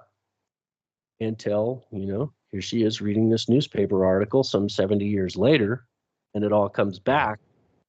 And then she says, you know what? I don't care anymore what anybody thinks. Those things are real. And so I'm 5 years old and I'm like, okay, what was that? And why does everybody have this weird look on their face? It was a very impressionable moment. I remember that. I was only 5, but I really remember that evening. And on the way home, I'm telling my mom, what's a UFO? What is she talking about? Seeing this thing flying, I mean, why was everybody looking like that? And my mom was like, well, the show we watch, like Star Trek? Because we were like religiously watch Star Trek, right? And from that, I watched, yeah. And mom said, well, Star Trek's probably a lot more real than most people think. I mean, as simple as that. And my great grandmother, she never bothered to like try to reconcile her faith with this. To her, God just created a lot more. It's just That's right. there. But in my later life, the more I got into this, so this was one of the things to add to the collection of paranormal things that I got into as I got older. And I just kept reading more about these things, and my mom saw how interested that I was in this. So she bought me this encyclopedia set of the paranormal. It was Reader's Digest Encyclopedia of the Paranormal, and it was a multi-volume set. Those books come in the mail. I would read them. I remember I used to get those time books, remember, of all like the black books. I mean, they had like different sets in like different years of unexplained ancient structures, UFOs. I mean, a big volume set, hard book, nice books, hardcover, quality paper and pictures. It's those type of things, right? Mm-hmm. Yeah. I remember those. You don't see those things really no more, Yeah. I don't, So then I got really into the paranormal, and so other things happened later in life. Like, I had, I'll tell a story that I haven't told in a lot of podcasts. I was getting ready to go into the Army, and at 21 years old, or no, at 18. So I joined the Army active duty when I was still in high school. I signed up when I was 17, ready to go out the door. And they sent me off to the Panamanian conflict when I joined. Noriega, right? So, but before I left, I had a good buddy of mine, Ramy, and I told him, how am I going to get in touch with you when I get out of the Army, right? So this give you an idea of the kind of paranormal person I was, right? And my buddy's like, yeah, I have no idea. And we didn't have a clue about, oh, well, I'll find you through Facebook. They didn't have any of that, right? And if somebody's phone number changed or they moved, then you might never see that person again. Right. You might be able to find them in a phone book because we years later, a copybook. Yeah. But anyway, so I told him I got an idea, and I heard this from my brother who was doing LSD with my stepdad, and he had something that they experienced called a spiritual exchange, where a piece of my stepdad's spirit entered my brother, and a piece of my brother's spirit entered my stepdad, and it kind of screwed my brother up. Transference. It was a movie. I remember hearing this story, and it kind of intrigued me. So I told my buddy Ramy, I said, well, you know what? We could swap. I could take you a little piece of me, and you could take it. And then I take a little piece of you, and it'll be in me. So there was a movie about that. Do you remember years ago? Maybe the 80s or 90s. Maybe the 80s. Beckenborn. They had to find some guy to transfer the spirit because he transferred it to some other guy. Oh, yeah, Steve Martin. I forget the name of it. Beckenborn. Yeah, but I get the concept. So that that's good. Well, that was a whole 100% transfer, right? So, but I'm only talking about like a 0.01%. I'm like, just enough of a piece so we'll be connected to each other. I get out of the army. When I get out of the army, we'll be able to summon each other. We'll be able to find each other somehow, right? So that was my thinking, right? So and he's like, well, how do we do this? And I said, all we have to do is agree on it and then do our shake. And we had this really hit acid and connect anywhere around we the had world. this really goofy handshake that was like our hands flipping all over the place and slap behind the back. It was like 15 moves to it, right? So we do this really crazy handshake and we do the swap and we're like, all right, we're spirit brothers, right? So I go off to the army. I do my 3 years in the army. I come back. And just like I thought, my friend Ramey, I went to his house. He didn't live there anymore. I'm like, okay, I lost him. I look in the phone book, no phone number, no trace of him anywhere, right? So I'm like wondering, am I ever going to see him again, right? And so he was always kind of in the back of my mind, like, I need to find Ramey, eventually. One night, I'm up, drinking a beer, watching TV. It's about midnight. And suddenly I get this thought in my head. It just pops into my head. You have to go to the corner of McKinley and Palm to the parking lot of the Donuts. And I just felt like this spot just popped into my head. Go to the parking lot of the Yum Yum Donuts now. So I'm like, okay. And then while I'm going to get my jacket, I remembered my buddy Ramey. And I'm like, I bet you Ramey's going to be there. And so I just leave my room at midnight and go on. A premonition, a feeling. Wow, you just thought of him. It interrupted me. I'm watching TV, right? And this thing popped into my head saying, go to the Yum Yum Donut parking lot about a mile from my house. So I get my jacket and as I'm walking there, I'm thinking to myself, I bet you Ramey's there. When I walk up, as I'm crossing McKinley Avenue, I get to the corner of the parking lot. And when I walk out to the corner, I'm standing there in the parking lot and looking around and I see this car coming down McKinley Avenue. And I'm thinking to myself, I bet you that's Ramey. And sure as shit, he drives up in a yellow Chevy Nova, pulls up into the parking lot, looks out the window and says, I thought you would be here. A parking lot. Wow. In a city with 750 million population or 750,000 population. Wow. And yeah, so I believed that it would work. And, and then Ramey kind of got upset with me after that, after a while, because he was like, I want my piece back. We got back in touch with each other now. So you need to give me my piece back because your piece that you gave me is kind of messing me up. And I'm like, well, I can't say that the piece you gave me was 100% good too, So we did our handshake again and I gave him his piece back. But what an argument that was. Can you imagine being an outsider and then somebody saying, give me my piece back. Give me my piece back. Did it work? And what was the type of... Oh, okay. Huh. But you haven't experienced nothing like that since then. So you indicate that you still have a piece of the piece. Yeah. I have had other things happen to me though. My very first day of school when I was a kindergartner, right? I walk in, my mom says, okay, I'm going to leave you. And I'm like, what? You tell me not to speak to strangers. You leave me to this building with all these people I don't know and all these kids. And I don't know anybody here and you're leaving. She tricked me, because she didn't tell me that she was going to leave me. So then she bails on me and I'm all catatonic and freaking out and, sitting there by myself and I'm not talking to anybody. It's the first day of school, I'm 6 years old. And this kid walks up to me and he's staring at me. And I remember looking at him and I said to him, you look like your name is Mark. And he said, my name is Mark. And then he said to me, you look like your name is John. And I said, my name is John. And he said, you want to play? And I'm like, yeah, let's play. And so I got to know Mark. For about a week, we played together. And then I don't remember Mark after that.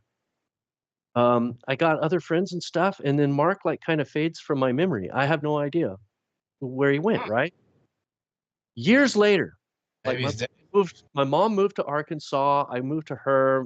It was a custody battle between her and my dad, so I bounced back and forth. And but I lived in Arkansas for a while. Went to 2 different schools out there. Went to different schools, and then my dad won custody. I came back to Fresno. Went to an elementary school. Went to a middle school, and then I ended up at Fresno High School.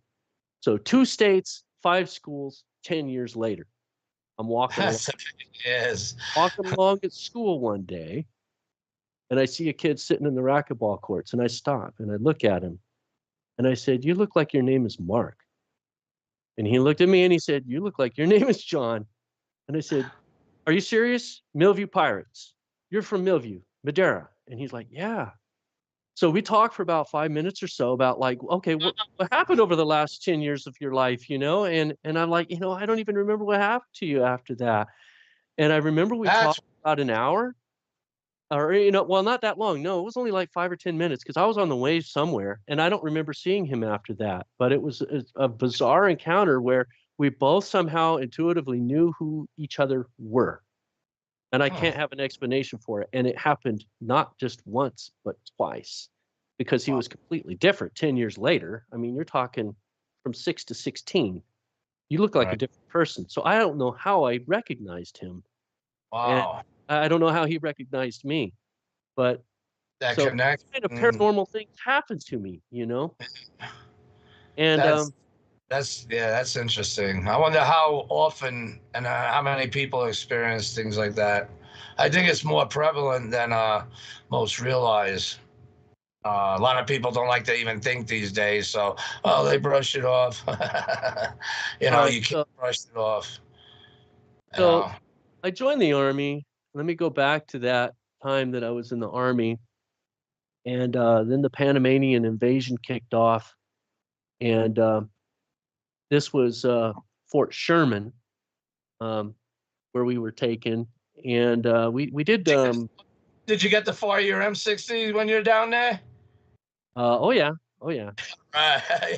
Well, it's not nothing to laugh at. Someone on the other end. Well, I was actually ordered to fire at an apartment complex full of civilians, and I couldn't do that with a clear conscience. Now, all these people with the M16s were just shooting away, and I figured, well, cinder block will probably stop that. But it takes 5 houses to stop an M60 round. So when they ordered me to shoot at this apartment complex, I fired. But I fired at the foundation of the complex. I'm not shooting bullets through that building with all these kids and stuff in there. Just because somebody heard what sounded like a cap gun to me. You hear one little pop in the whole building. You got all these trigger-happy guys just wanting to shoot, right? And I'm like, well, I know this bullet could potentially be killing a lot of innocent people. I see people in the windows shooting at our ass, or people coming out, threateningly. Yeah, well, you got to do it. There was none of that. You have no targets that could be clearly acquired. Right. And this was our platoon sergeant knowing that he could fire indiscriminately, put some holes in there. They could, building and just to shoot your weapon, But I knew there were people in there, and with my M60, I felt the greater responsibility to not be plugging holes through. I bet a lot of guys idolized you though with that thing, wanting it. Yeah. So anyway, when we were here, they made us take up guard posts in the jungle behind Fort Sherman. And that's where I encountered something. This is a place called Green Hell.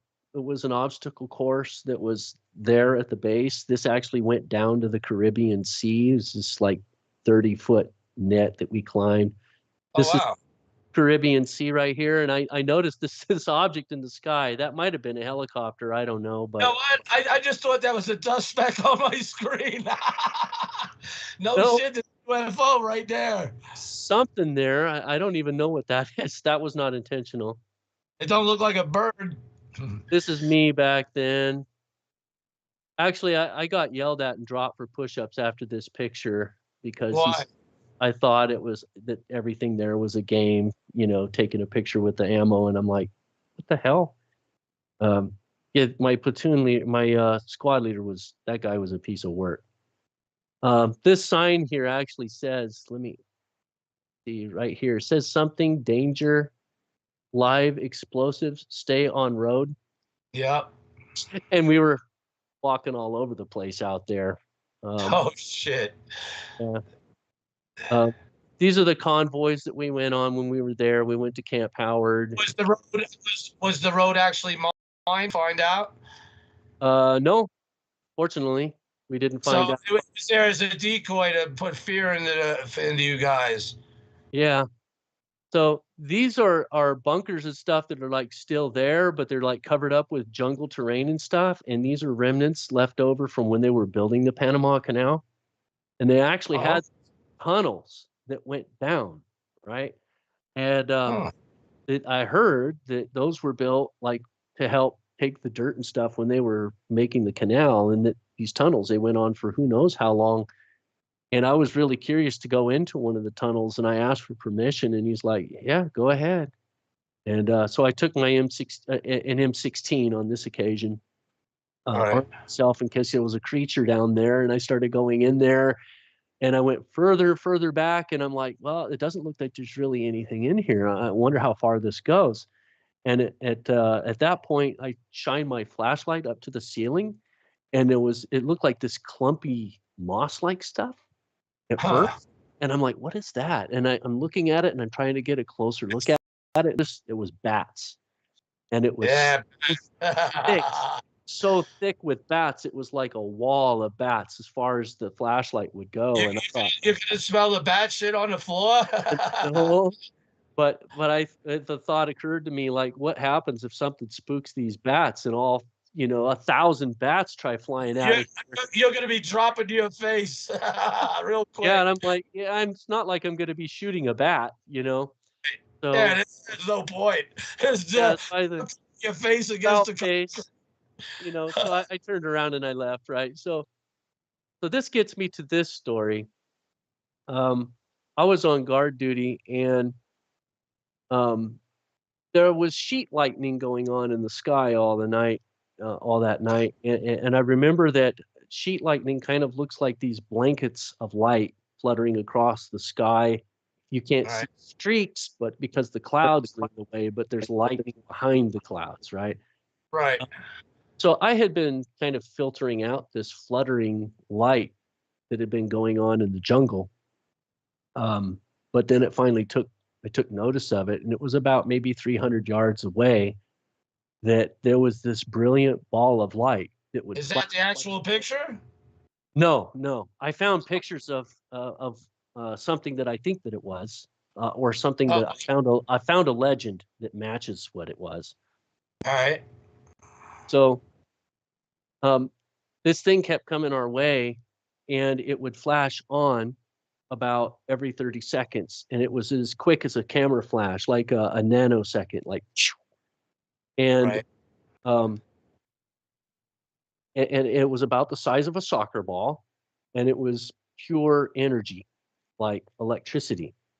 So I was encyclopedic, I literally had that encyclopedia in my head, right? It's like Fox Mulder from the X-Files. I just absorbed all these books, and I had this my paranormal library in my room, and people made fun of me in the Army and stuff because I was into this, and they used to tease me all the time, and but here I am, I'm actually seeing this real otherworldly thing, right? And the guy who teased me the most was my team leader, and he was with me on this occasion. And it was in my shift, so I go and I wake him up, and I tell him it's time for you to take over the shift. And by the way, there's a glowing ball of light out in the jungle. All right, good night. And so he's like, you're shitting me. And, he starts getting kind of, like, what the hell? And then he thought I was making fun of him, right? That I was teasing him, because it was in the middle of the jungle at midnight, right? So kind of creepy out there. Tell him what's out there. And your mind could be playing tricks on you sometimes. And so he thought I was messing with him, right? And while he's cussing me out, it flashes again, and it's closer. It's like maybe 100 yards away. And he's like, what was that? And I said, that's the ball of light that I told you about. It's just right over there. And if you wait 30 seconds, you'll see it again. And it's getting closer. It's coming straight for us. It's making a beeline. I know. And So he waits, and then it flashes again. And he's like, what the hell is that? And I said, that, my friend, is nothing that we know exists in any biology textbook. I had AMPVS 7 night vision goggles on, and I looked through them. So you believe it had signs of intelligence? When it wasn't flashing, I could not see it with night vision goggles. It made no sound. So it was completely invisible, and it made no sound when it was not flashing. It's like it wasn't there. Huh. And so I'm telling him this. He's making up all these excuses like, oh, maybe it's a laser from an aircraft carrier in the Gulf. And I said, dude, this is down in the jungle in the trees. A laser requires a straight beam of light. It can't penetrate all of these trees and stuff and appear like this ball of light down inside the trees in the jungle. That's right. The laser's not going to do that. Maybe some kind of a probe, but then you're going to hear it. Then you're going to see it with night vision. And they didn't have these little drones and stuff back then. You know, this was 1990. Right. And he had night vision goggles too. And he's like looking around and he's like, I don't, you know, like, what the hell is that? And he's kind of freaking out, but I'm getting more excited. You know, I had an M60 on and all this ammo. And so I got this a little more excited there too, man. I got this idea in my head that I wanted to try to communicate with it, whatever it was, because it was coming straight for us. It was acting like it was intelligent. Okay. But then on the flip side of it, I thought, if this thing really is electricity, it might be attracted to this weapon. And what am I going to do? Shoot a ball of electricity? You'd be a big conductor. I could shoot at it, but it probably wouldn't do much. Right. So I decided, like, no, I think this thing's really it might be sentient. You know, it might be my opportunity to try to, you know, initiate first contact, you know, and play James T. Kirk.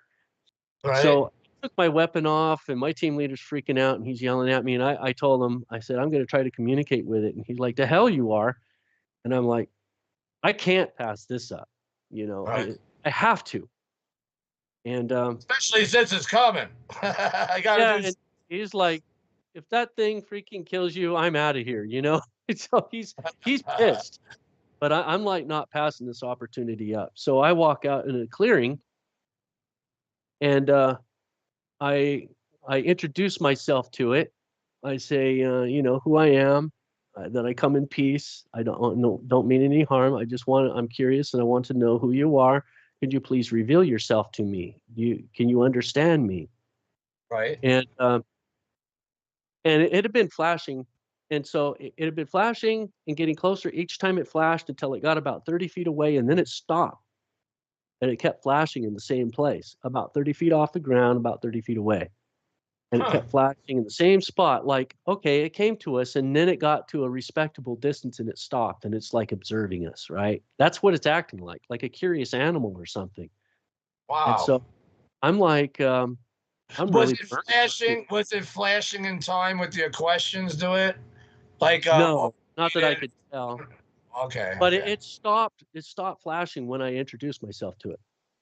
And then suddenly I felt this overpowering presence in front of me, like this sense of being watched multiplied by 1,000. This thing was like transmitting its presence, like I am here. Like it was watching me, and I felt it moving toward me. And then I felt it, and I was telling the team leader, I was like, I feel it moving toward me. I feel it moving toward me. Oh crap, what did I do? And I'm taking a couple of steps back because I'm like feeling really intimidated. This thing had a presence that it emanated. It was just like, it was incredibly powerful, whatever it was.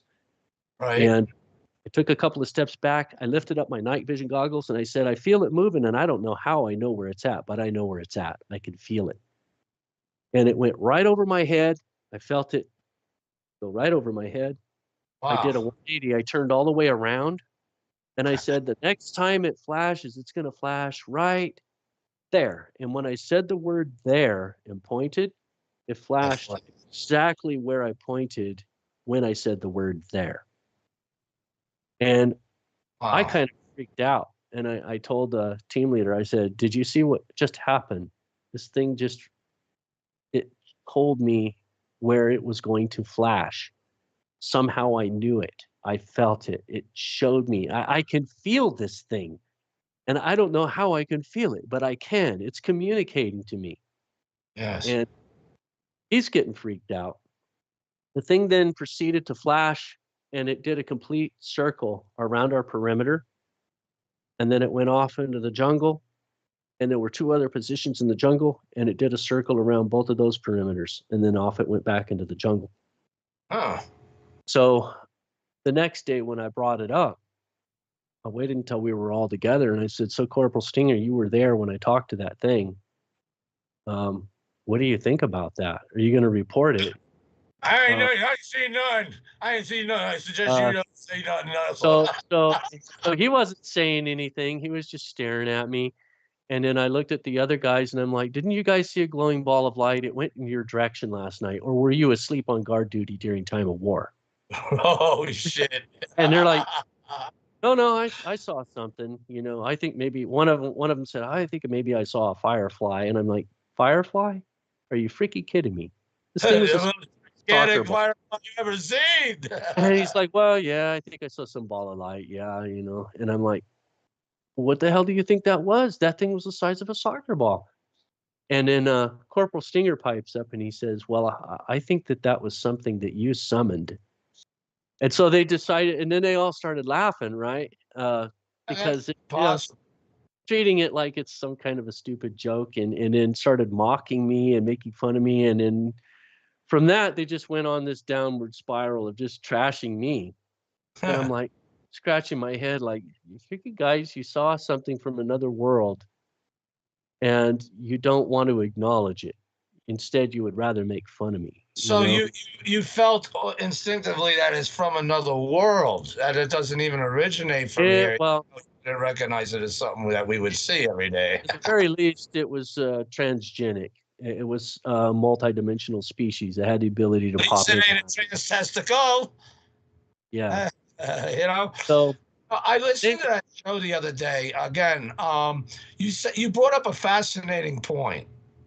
That maybe that they're coming here to know or learn or meet Jesus.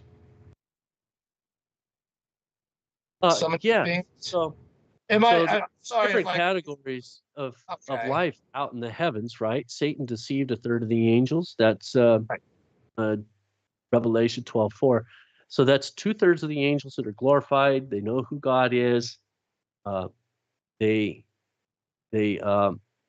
go to his planet. They worship him. They make pilgrimage to his planet to worship him together. And it's just this glorious. Yeah, you said something to Don. You said something to Don that was very. Maybe you're trying to. Let me try and remember better. I hope you remember better. Well, I remember it. That maybe they. Oh, you do. Okay, then go ahead. You know what I'm talking about. 1/3 of the angels are seeking for him. Right, 1/3 of the angels sinned. Okay, and on those planets, where those angels that are fallen, there's still mortals that are there. So just like Adam and Eve, right? Adam and Eve were technically immortal so long as they ate from the tree of life. And eventually they would have reached this age which they would have been spiritually mature and would have been translated into like an angelic status, because that's what's going to happen to us in the future anyways, in spite of the we have souls. God fixed it. God fixed it. So we will one day be translated to be like the angels, right? We'll be immortal. We won't even, we won't be able to die. We'll be born again. and reproduction will no longer be part of our existence. So we're like a butterfly.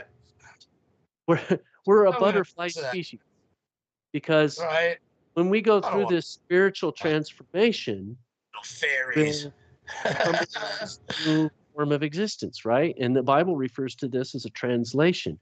So there's other planets out there where they were like Adam and Eve, and if they sinned like Adam and Eve did, then they're fallen and they're dealing with sin and death, the curse of death. Will they need another Jesus for their world? I don't think they need another Jesus. They need our Jesus. That's what I was just going to say.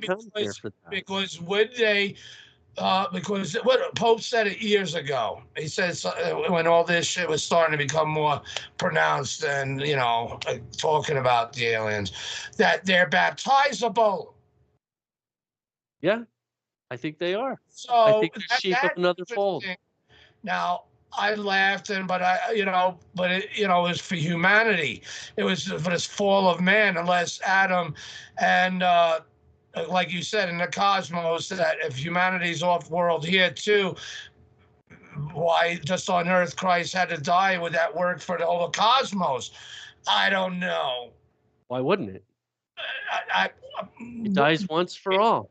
Right, but at the same time, why on just happen to be on our world where there's billions of others?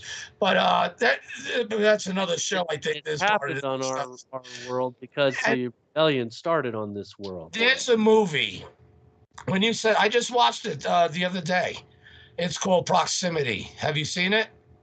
No. What? Look it up.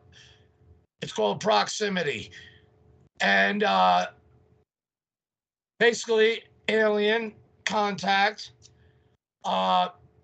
dimensional changes, and one. I don't want to give it away. You got to watch it, but I want to tell you this part. Upon communication, finally between the characters, okay.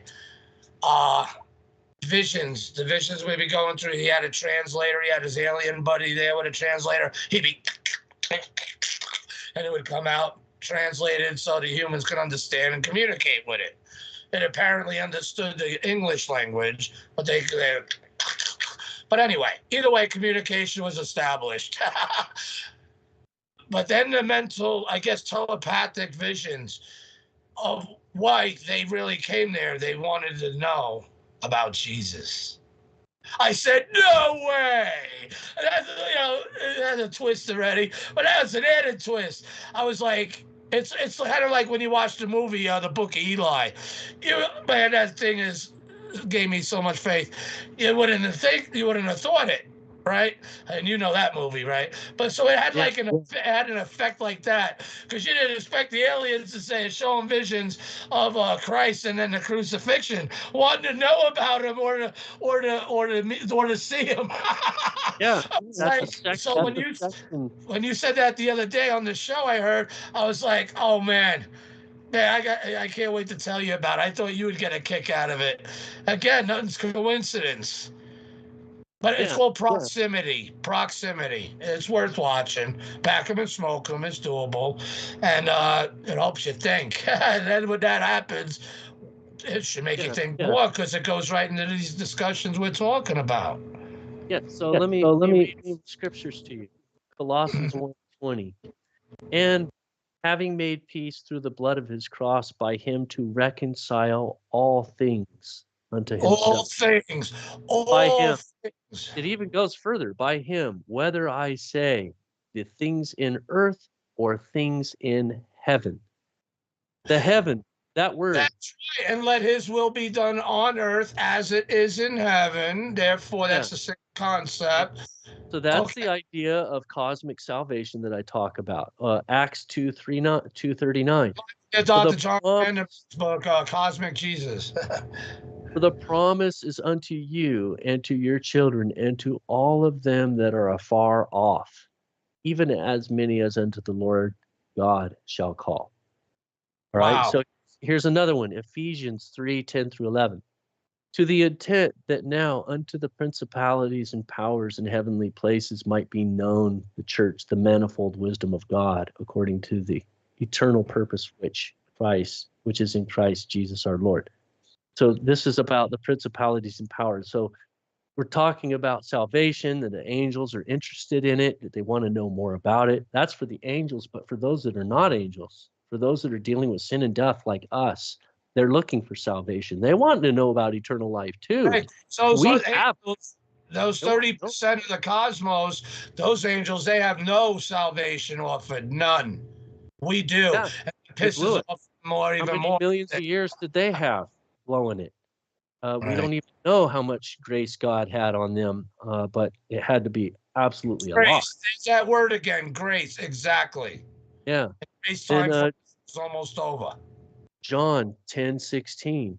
And other sheep I have, which are not of this fold. Them also I must bring, and they shall hear my voice, and they shall be one fold and one shepherd. You know, people like to address that to being the Gentiles and stuff, which, you know, on one face of it, yes, but on the greater perspective, I see what you're saying. Widen the scope. I think it's more. The analogy is even small, bigger. just as right. Yeah. That's amazing, isn't it? Yeah. And how can you contradict that?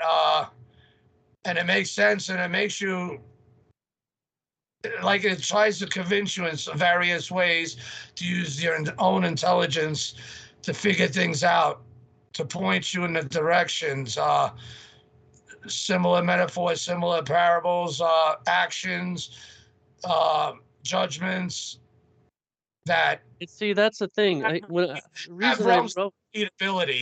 You know what I mean? To get reason you. I wrote Aliens and the Antichrist back in 2005, but then in 2020, when I'm seeing all of this stuff, you know, the release of the Navy, and then this show coming on about UAPs, and that guy Lozano, I think his name is, that he's part of Louis this. Elizondo. Yeah. And he's talking about people in the Pentagon freaking out and stuff, and that demons, you know, they're like saying, oh, they're all demons. They're just demons. And like, they don't know how to interpret it. Some of these people, even at the hearings, were saying that, you know, potential, you know, malevolent beings, interdimensional, hinted at demons, demonics, that is scary. And well, I think we all have a right to know that knowledge, because all I know is that I'm not up there telling my side of the story, and what I know is real. They could take your soul out and put you back and do things to you while you think it is you. It is you. And stuff that would normally have killed you.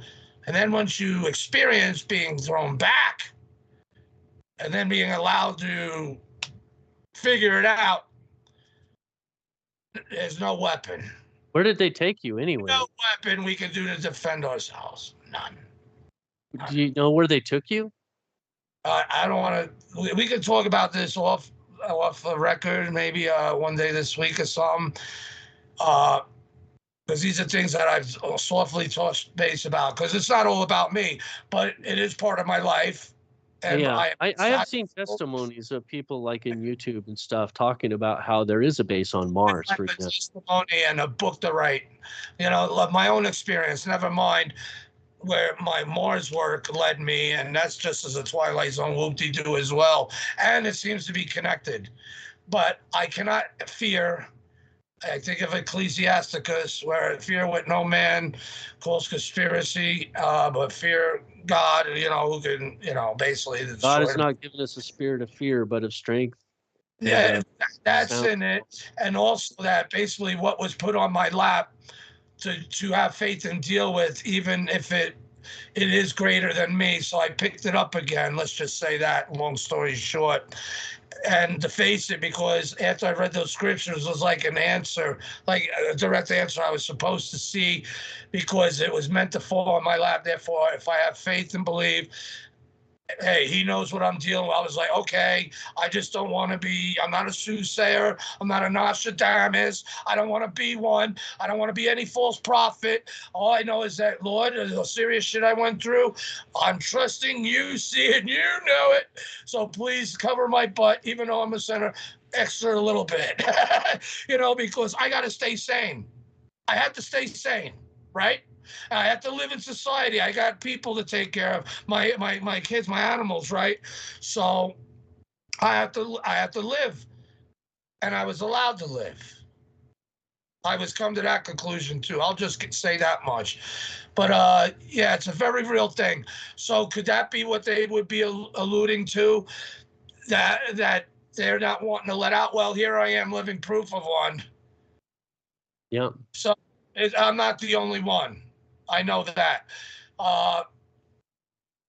But the time is coming to where this show is meant for a future time.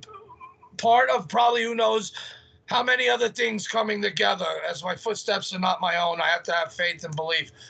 My only thing that I said to King Holy Be Jesus during this time when I decided to have faith and get back into this is, hey, Lord, the Martian revelation, fine.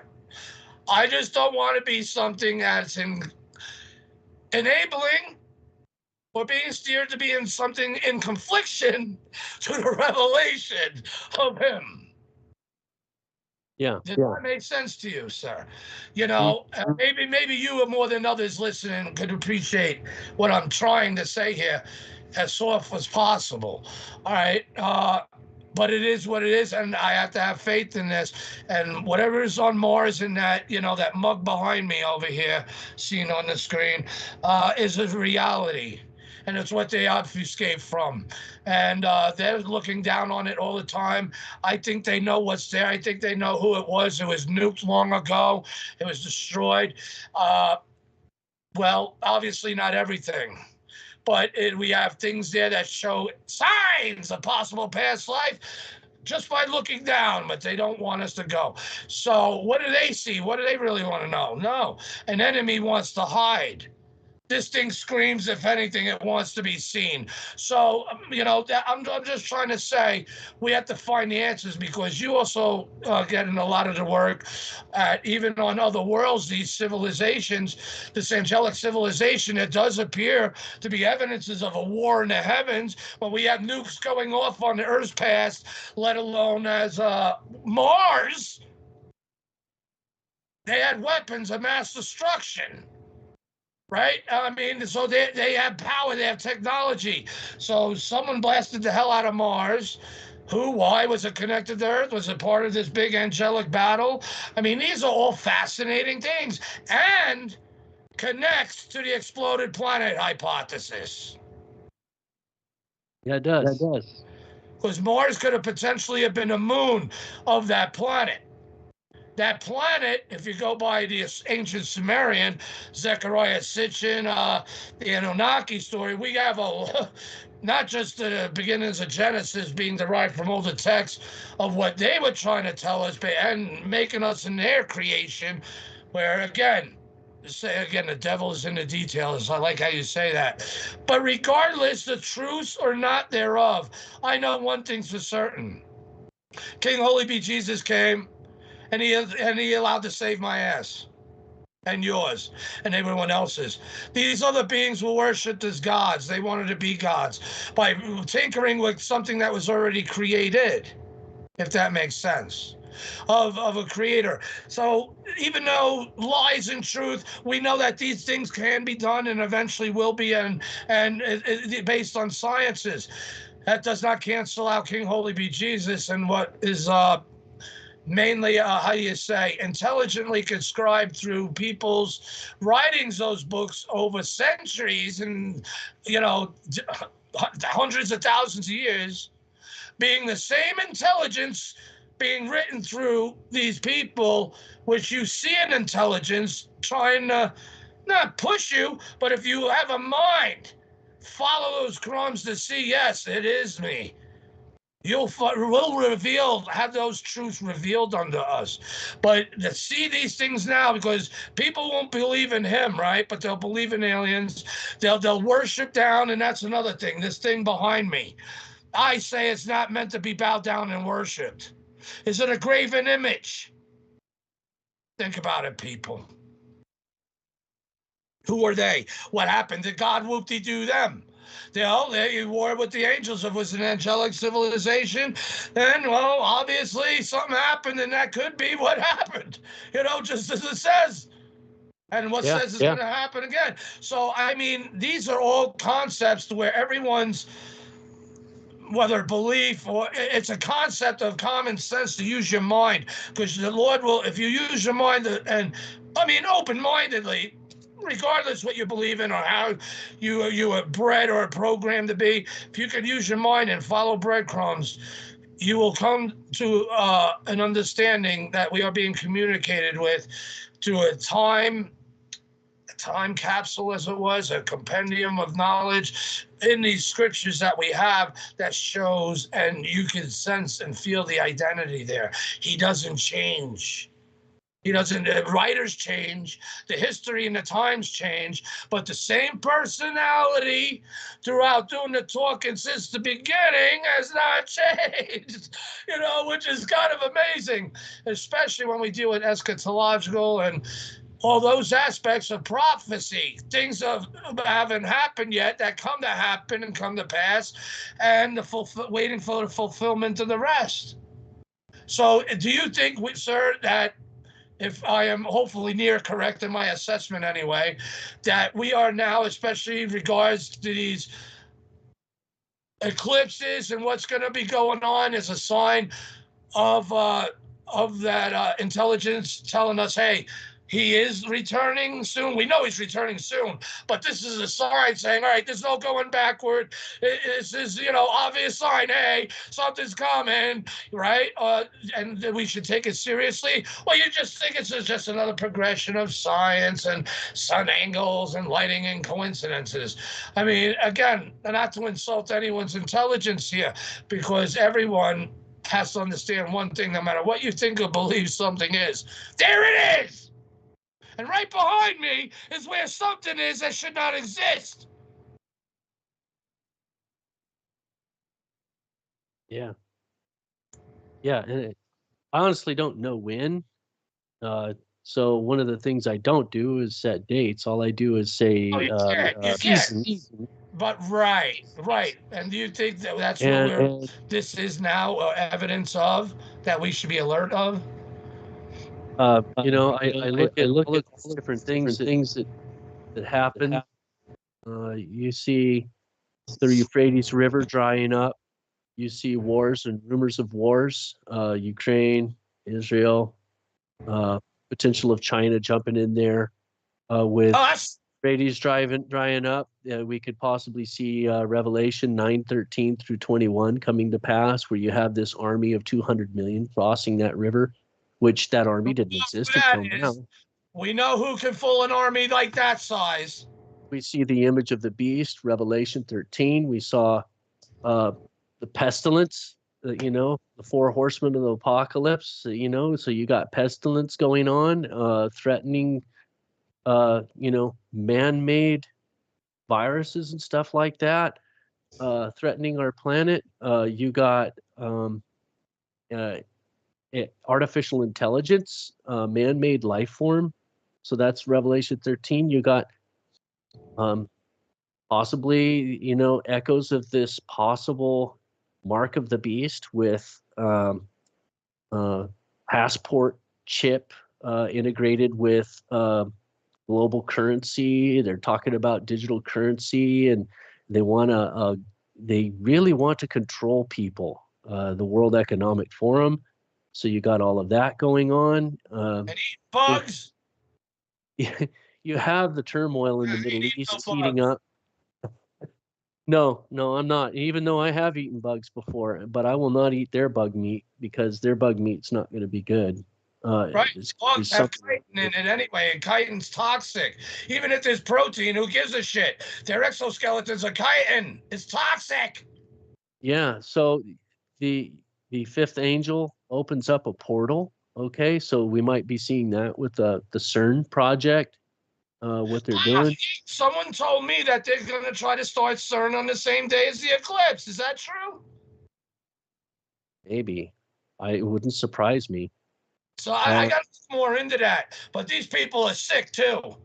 Man. And then there's the possibility of Mystery Babylon having something to do with the United States and Revelation 17. I've seen some stuff on that I wanted to do some more research on. But maybe all of these signs. Next show. Maybe we'll I talk saw about something about the 5 red heifers in Texas that were shipped off to, over to Israel, and they're looking at. One's going to be sacrificed soon. Re-implement the temple sacrifices, but how are they going to do that? They don't have a temple yet, so. Right. There's all these things that are happening, though, and do you think it's like people that's trying to make prophecy be fulfilled? It's not just one or two things. It's a whole bunch of stuff. Yeah. And it really started kicking loose back in 1948. Over here we had the Roswell crash in 47, but then in 1948, Israel's made a nation again. 2,000 years. One day, as exactly as predicted. Even though how it came back to be again, it really doesn't matter. The Lord uses the world circumstances and people's free will and decisions, even if they're good or evil, to make his he got Israel back as a nation fulfilled. That's And where he his said, kingdom be. That's where King Holy Beach is going to step down on the Mount of Olives. It's going to split in half. It doesn't matter. And those Zionists that live there, remember, the blood is on them and their children anyway. They think they call themselves the chosen ones. Get the hell out of here. Get the hell. He's going to deal with them. But when all eyes will look on him and realize whom they have pierced, and they'll weep. Right? That's what it says. I'm not talking crap. I'm not anti-Jew. All right? I'm anti-Zionist. I'm anti-Satan. I'm anti-Moloch. I'm anti-Talmud. I'm anti-Kabbalah. That's their God, the serpent God, who the great will come out of the pit. That's their exact words. These people are sick. I'm sorry, but Israel is established as a nation, and it didn't become control of the nation, the full nation, Jerusalem. It was predicted, because at that time, not only will they be fulfilled, making the nation, remember, they would get control of Jerusalem. When did that happen?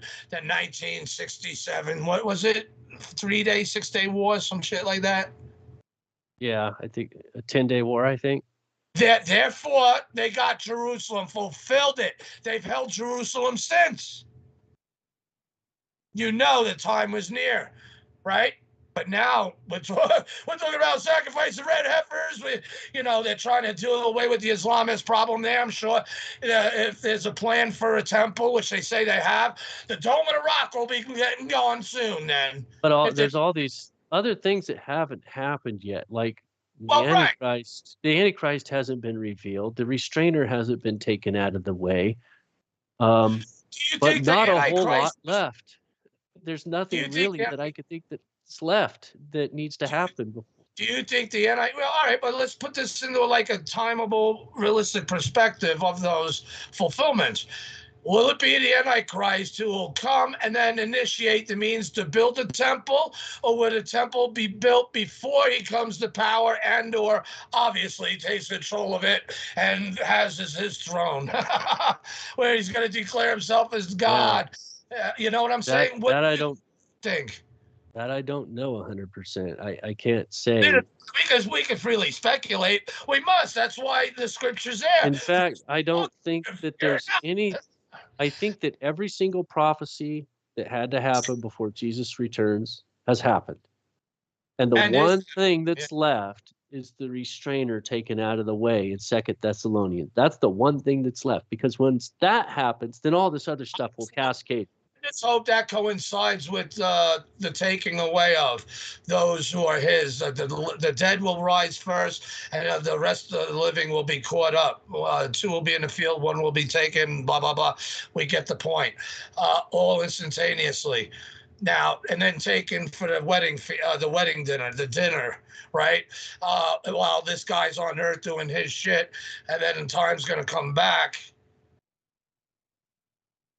Well, to do our thing, claim his kingdom, to bring in his kingdom. And that's what they want to stop. They want to destroy this planet based on an extraterrestrial idea to save the planet for themselves, which means to destroy us, destroy everything, thinking that if they get to destroy it, what, they're going to be able to still reign there? God will change his mind? After killing humanity, let alone all the shit that he did to the Lord to piss him off, that would want him to throw him in a pit of fire forever? Think about it, people. That was not made for man. That's why with this extraterrestrials idea, it's fascinating. Yes, it is. The science, the technology. But, there's someone that even has the most highest of the technology, and that's who made all elements for anything or anyone, no matter what they are, to use those things to create things. The Lord could just undo it. Like Thanos, right? It's very, but how can we fathom the mind of God and God's being. I mean, but those are great questions. But all things will be revealed. Here's the trick for knowing the revelation of all things. We must be born again in the right place, not to go to the wrong place. We'll be out in two different bodies, one made for eternal life in life, the other have a body for being able to sustain some place that was not made for man. Isn't that interesting? Isn't that interesting? And I was being dragged somewhere. For me to say what I did, I was like, but I also was crying and happy because I said, well, at least I know I finally can say I did it. Because when people would, well, just say this, yeah, you don't know when you're going through things, you would want to say it. You would say when you're awake, yeah, I would say that bullshit. But when you finally do and you have the need to say it, I needed to say it. But everything was gone. Everything was peace. And it was like I was saved, and I knew it. Not even the remembrance of the horror and the pain of being dragged somewhere. And where was I being dragged? And then I asked myself, holy shit, did I die? Was I being going somewhere? Well, I don't want to go. Oh, no, something came to me. Jesus, please save me. And it was so sincere, so loud. Boom! Instantaneously. Not one emotion, feeling that I felt there. That was... dude, I'm telling you, I know I sound crazy, but that's why, how am I to even convince of to believe me, let alone King Holy Be Jesus has a world full of lunatics who don't really want to consider what he did, and he predicted that, did he not? He said the world will hate him, and it will hate us because it hated him. They didn't believe him. Even when they believed him, they didn't want to believe him. They didn't want to accept him. We're going to have a choice to make soon.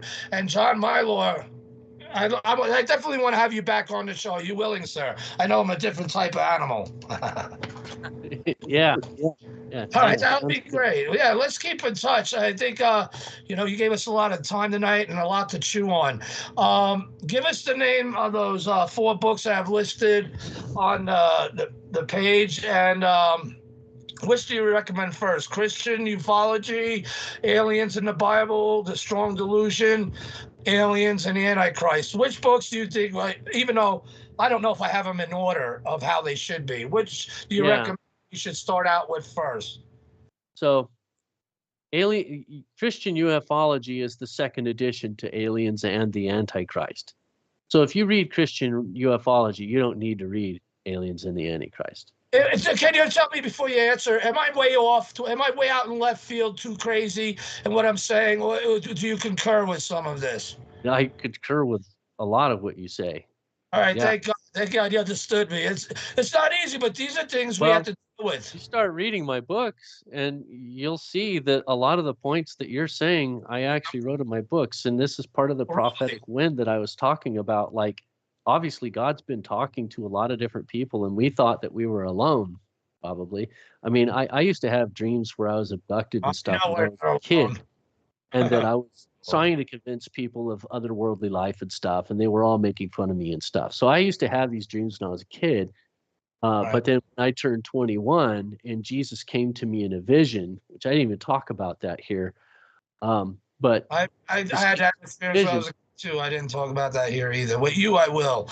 We were meant put to everything together. Before I realized that what I was doing, I was reconciling the existence of ET life with my Christian faith, and then things that we see now, which my great grandmother didn't see. She didn't see all this, people automatically, how the ET life automatically goes to this scientific thing where they say, oh, evolution is real and all of that. And I'm like, no, it's not. Everyone's given their different gifts and blessings of what to be done. I went through a lot of things, not just some. So mine's more real than others. And again, I got quite a book to write later, maybe. But no, again. But go ahead. But yeah, I recommend reading Christian ufology and then read The Strong Delusion after that, and then you're good. And if you want to read where I talk about other type of paranormal type things a little bit more, you can read Aliens in the Bible. I talk about Okay. different things in there. Like, I think that they were probably astral projecting at the Tower of Babel, and they were actually reaching into the heavens. So we should read and the Antichrist after the first two? And then Aliens and the Antichrist, well, Christian ufology is the second edition to that one. So if you read Christian ufology, it's almost the same book. I just added more into it. Oh, okay, like a different new edition type. But yeah, right. it's a second edition. The appendix especially is a condensed cliff notes of the book where I just all these scriptures, and it's all just really condensed. So if somebody's doing research on this, it's very helpful. Okay. I put, like, there's a section that says the good guys, angelic chariots, and all of these scriptures, glory clouds and all these scriptures, and then, good guy technology, and, the flaming sword that was protecting the tree of life from Garden of Eden, in the Garden of Eden from Adam and Eve to eat. That's a piece of technology I'd like to see more about. Correct. So, I talk about all those things in the appendix. So it's a pretty good appendix on that one.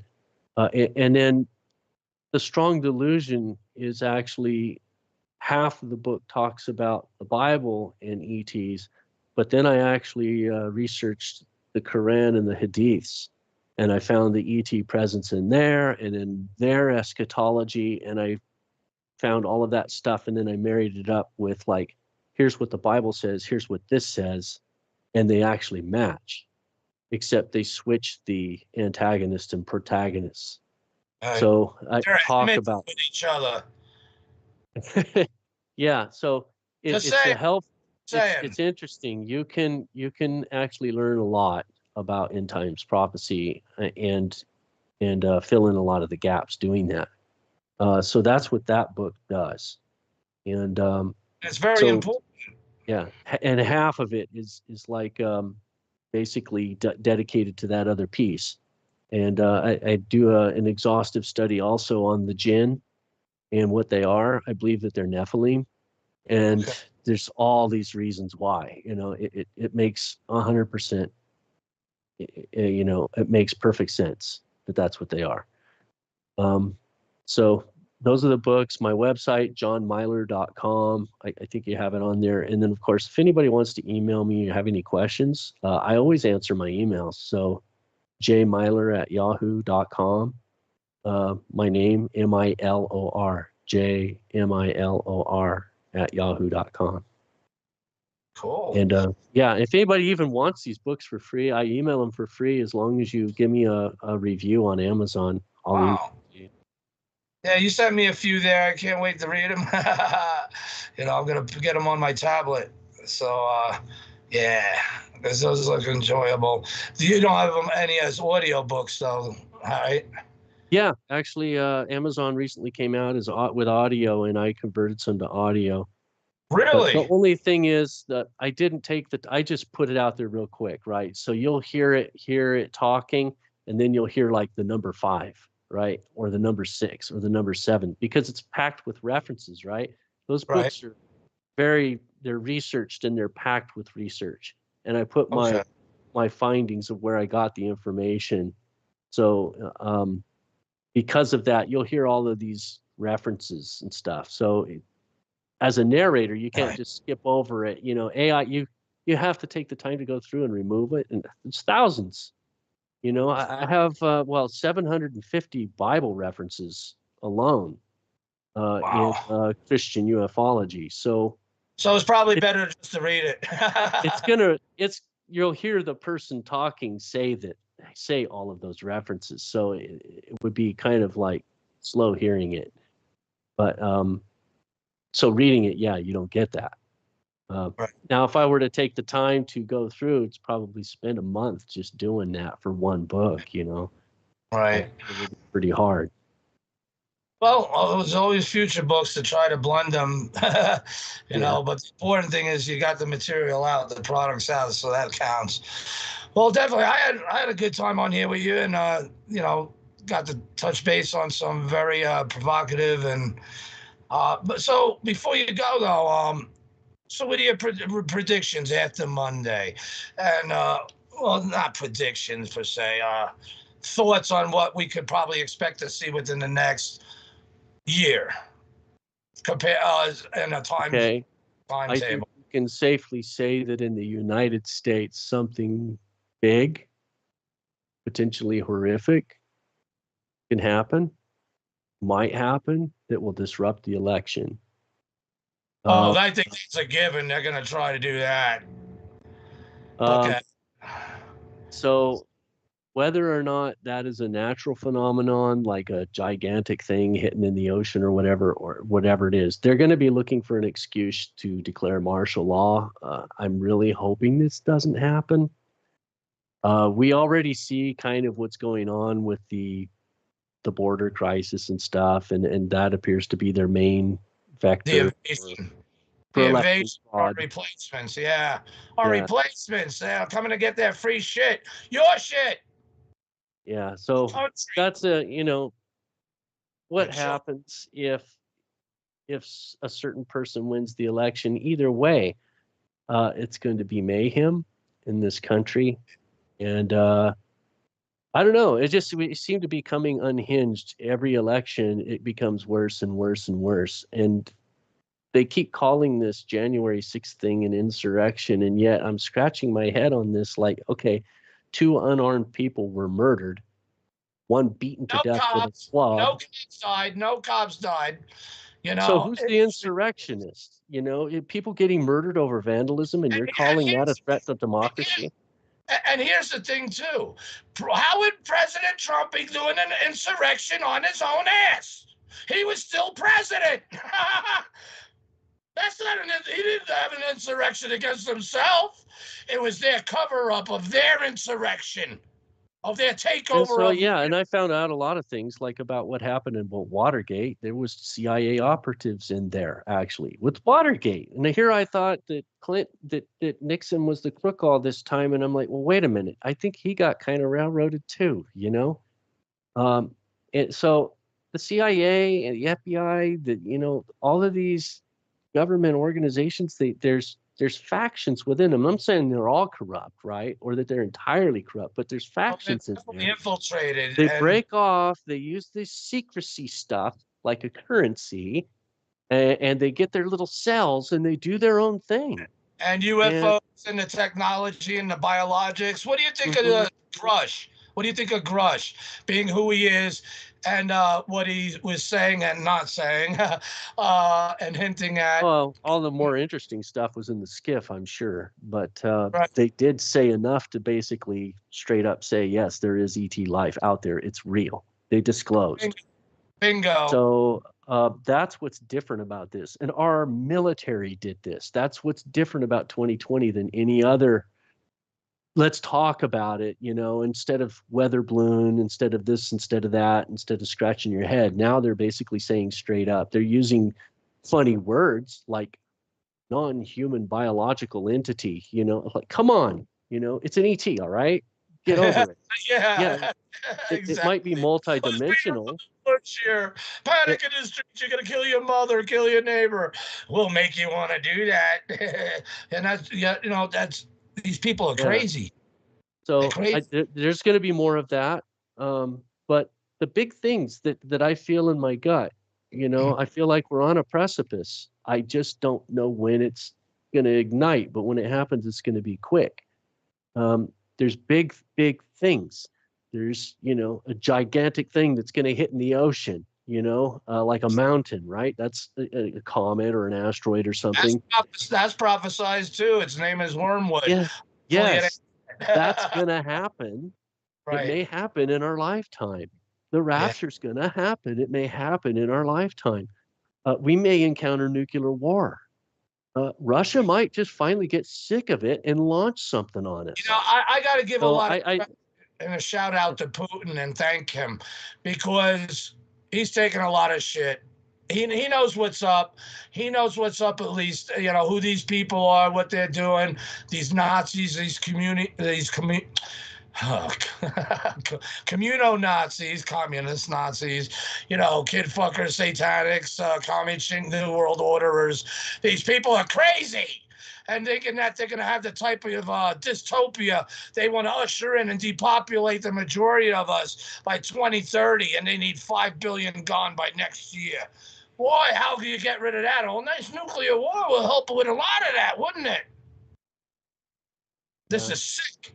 So you as a serviceman, sir, when shit goes down, and just as your opinion, just as a soldier and someone who defended the Constitution of our country and abide by your oath, what do you see in the realm of possibility that you may be compelled to have to do? And would you do it?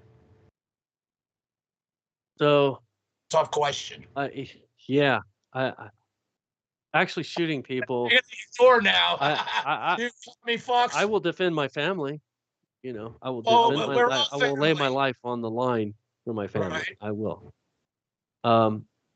If something happens that's so severe that, you know, like tyranny just breaks out or whatever, you know, like terrorism, for example, that's another very strong possibility this year with all of these people coming in. It's not all Mexico, you know, a lot of these is, you know, from the Middle East. We got a lot of Hamas here in this country. Terror cells, and lot. At least 10 divisions of commie chinks. At least 10 divisions of commie chinks. Like President Trump said, oh, you know what? It seems like maybe, you know, like they're building an army here. Wake up, everybody.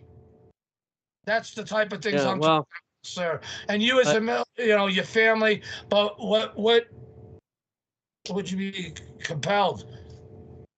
That's something to think about, isn't it? That's well, really... let's just say that I have prepared enough to bug out if I have to, and to just go to we have the mountains, you know.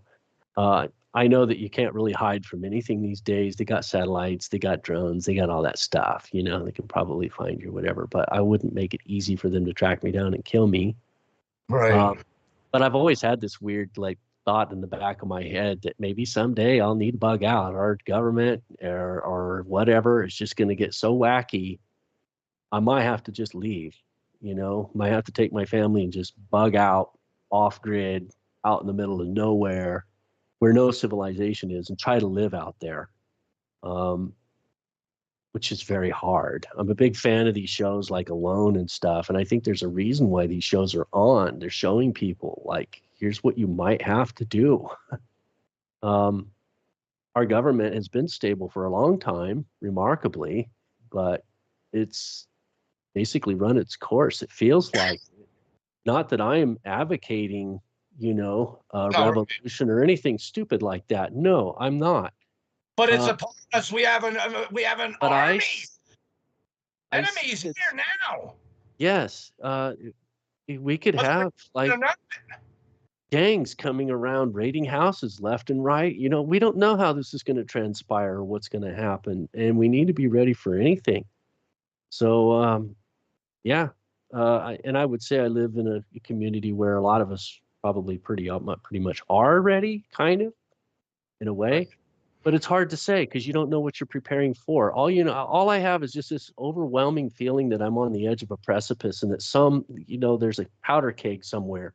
The fuse is going, and it's going up, and it's like, what is it going to be? Is it going to be a natural disaster? Is it going to be an actual man-made natural disaster with technology that we don't know about, but they're using it to manipulate, to create earthquakes or natural disasters? Or we don't know, but I feel like something catastrophic is going to happen, or multiple catastrophic things. And I was really surprised in 2020 when this whole pandemic thing kicked off, right? I thought it was only going to be a 2-week thing. I'm like, yeah, it'll blow over, you know, it's just whatever. Wow. I totally, I remember walking into the store, the shelves were bare, and I was like, holy crap, I blew it. You know, I all this time preparing for all this stuff, and yet I didn't see this coming. And so, yeah, that was a wake-up call. Like, holy cow, everything could change on you overnight. And well, it didn't take overnight, but it was pretty darn quick. And people got weird. People just really got weird about a lot of things. and subservient. Society just changed, how fearful everybody got and how easily manipulated people were. And how And they I'm like, well, wait a minute. You know what? We've been surrounded by diseases since the dawn of time. We've been through the bubonic plague, right? I mean, really serious stuff. Yeah, And don't force pace no matter what you do. We'll throw you in jail. We will censor you. Horse paste, yeah, ivermectin. Yeah, and it turns out it's the truth. It works. yeah. And who fared better than the United States? That's why Africa. people living their lives every day now. Me, I'm trying to write a book, focus on a show. I'm like, I can't. There's something coming. We got to make our fate. We got to survive this. We got to take our country back, secure our nation, and then secure space, which is the most existential right now. We need to be taken care of. Yeah. So that's just why I wonder. I don't know if the United States is going to be one of the countries fighting against the Antichrist. I don't know that right now. I hope we are. If we stay aligned with Israel, then I would be inclined to say, yeah, we'll be one of the good guys fighting him to the bitter end. Right. But are we being so friendly to Israel right now? Not really. And if certain person doesn't be sitting in the White House by next year, then what? But they had these plans, even amongst Israel's government, to set up their own people and country for what's unfolding. They're part of it. And it's all the people some of them of the earth. Well, yeah, not all of them, but even here, our people in Congress had to swear fealty to the Zionists. That I don't like. But not, I support. I will say for the record that I've heard a lot of. I don't like the genocide they're committing. I do not like the genocide they're committing. For them to do what they were doing and how they're doing it, pushing them down, destroying everybody. Israel's not just trying to destroy Hamas, but they created Hamas. No, you see what I mean? I don't follow that. These people are crazy. But King Holy Be Jesus is coming back. Israel is his. Israel is established again. It don't matter who and how it became again. The fact is it became again.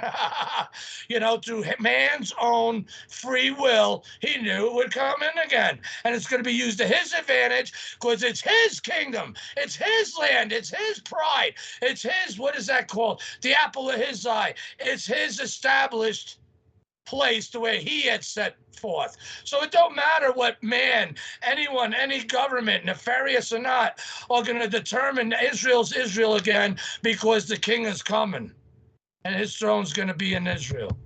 Mock my words. Well, they're his words of revelation, the true revealer of all. John, thank you very much for being on. You rock, man.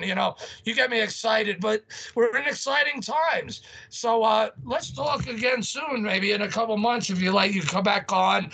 If you want to set up some things to talk about, let's do it. If you're okay with it. Yeah, sure. Yeah. All right, man. Any final words you'd like to tell everyone? No, I think that's summed it up. Yeah. Get it in Bibles, everybody. All right, and buy his books. They're on thefacesofmars.com. Click on them and email if you can't buy them. He says he'll, even provide some for free. What better way, And the truth, again, is what sets you free.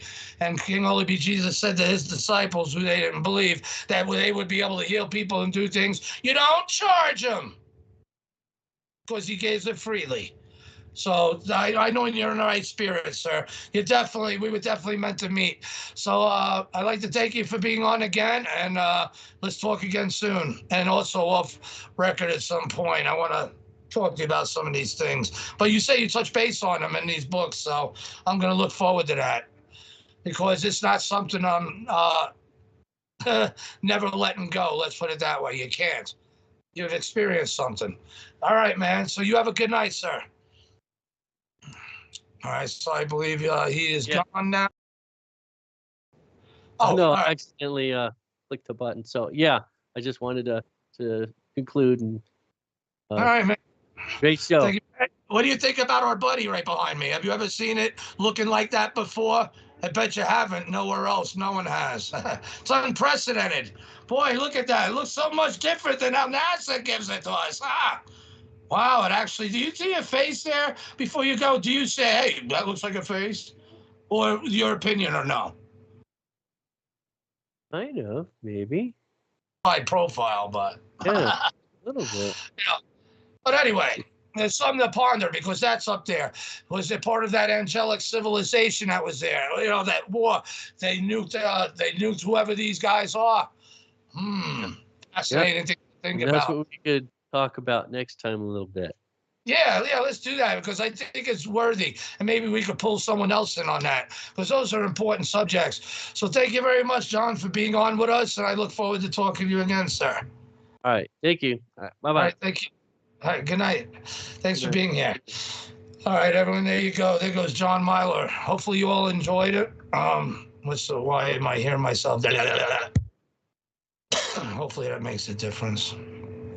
But anyway, it does put on the perspective of scriptural issues, you know, and he brings up points there. They do want humanity to believe that these ETs are gods, and that would obviously be the enemy's ploy anyway to use against us. Look what they lie and say and do against us here.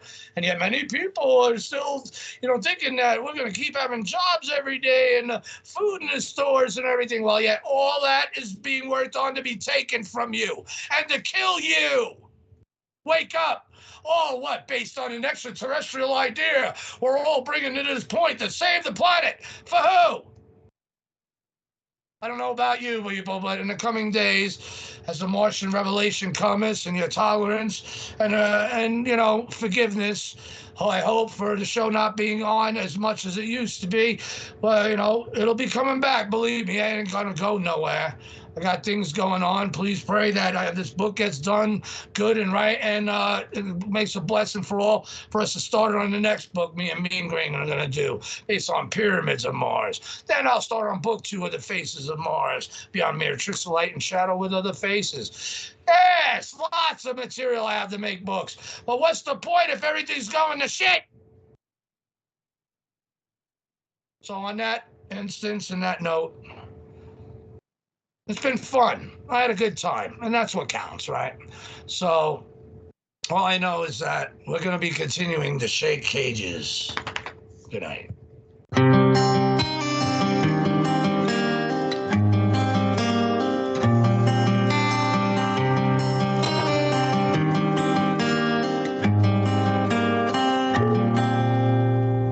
I guess the way I feel is the way that I felt before. High tide, salt in my gut, these are things that I can't ignore. But should I collapsing on myself like an iron core? Don't count me out just yet. Just yet.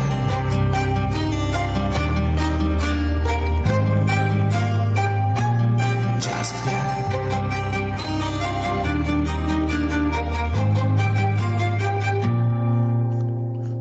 I see a light on the horizon, this is do or die. The rope I grip is ripping off my skin, but I won't let it take my life. I know this is far more than I had bargained for. I've lost that spark again. I'm going to keep lighting fires till someone finds us. I'm sure it won't be long now. And I'm going to keep shaking cages till bars unbind us. Only worry if there's much of me left to bury.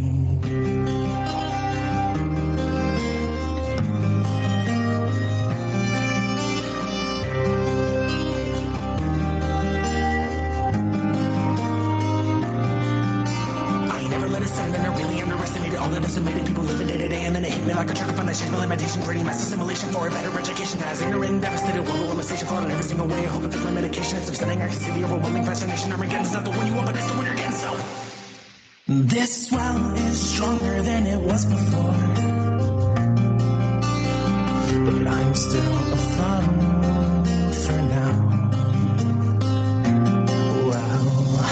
I'm going to keep lighting fires till someone finds us. I'm sure it won't be long.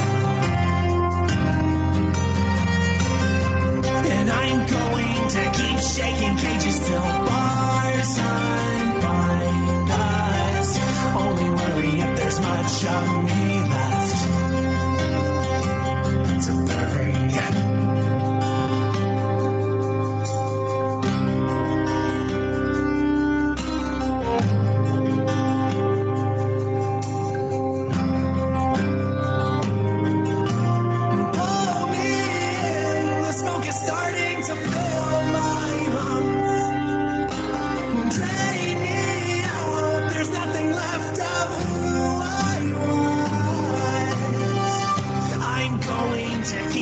Fires till someone finds us. I'm sure it won't be long now. And I'm going to keep shaking cages till bars unbind us. Only worry if there's much of me left to bury.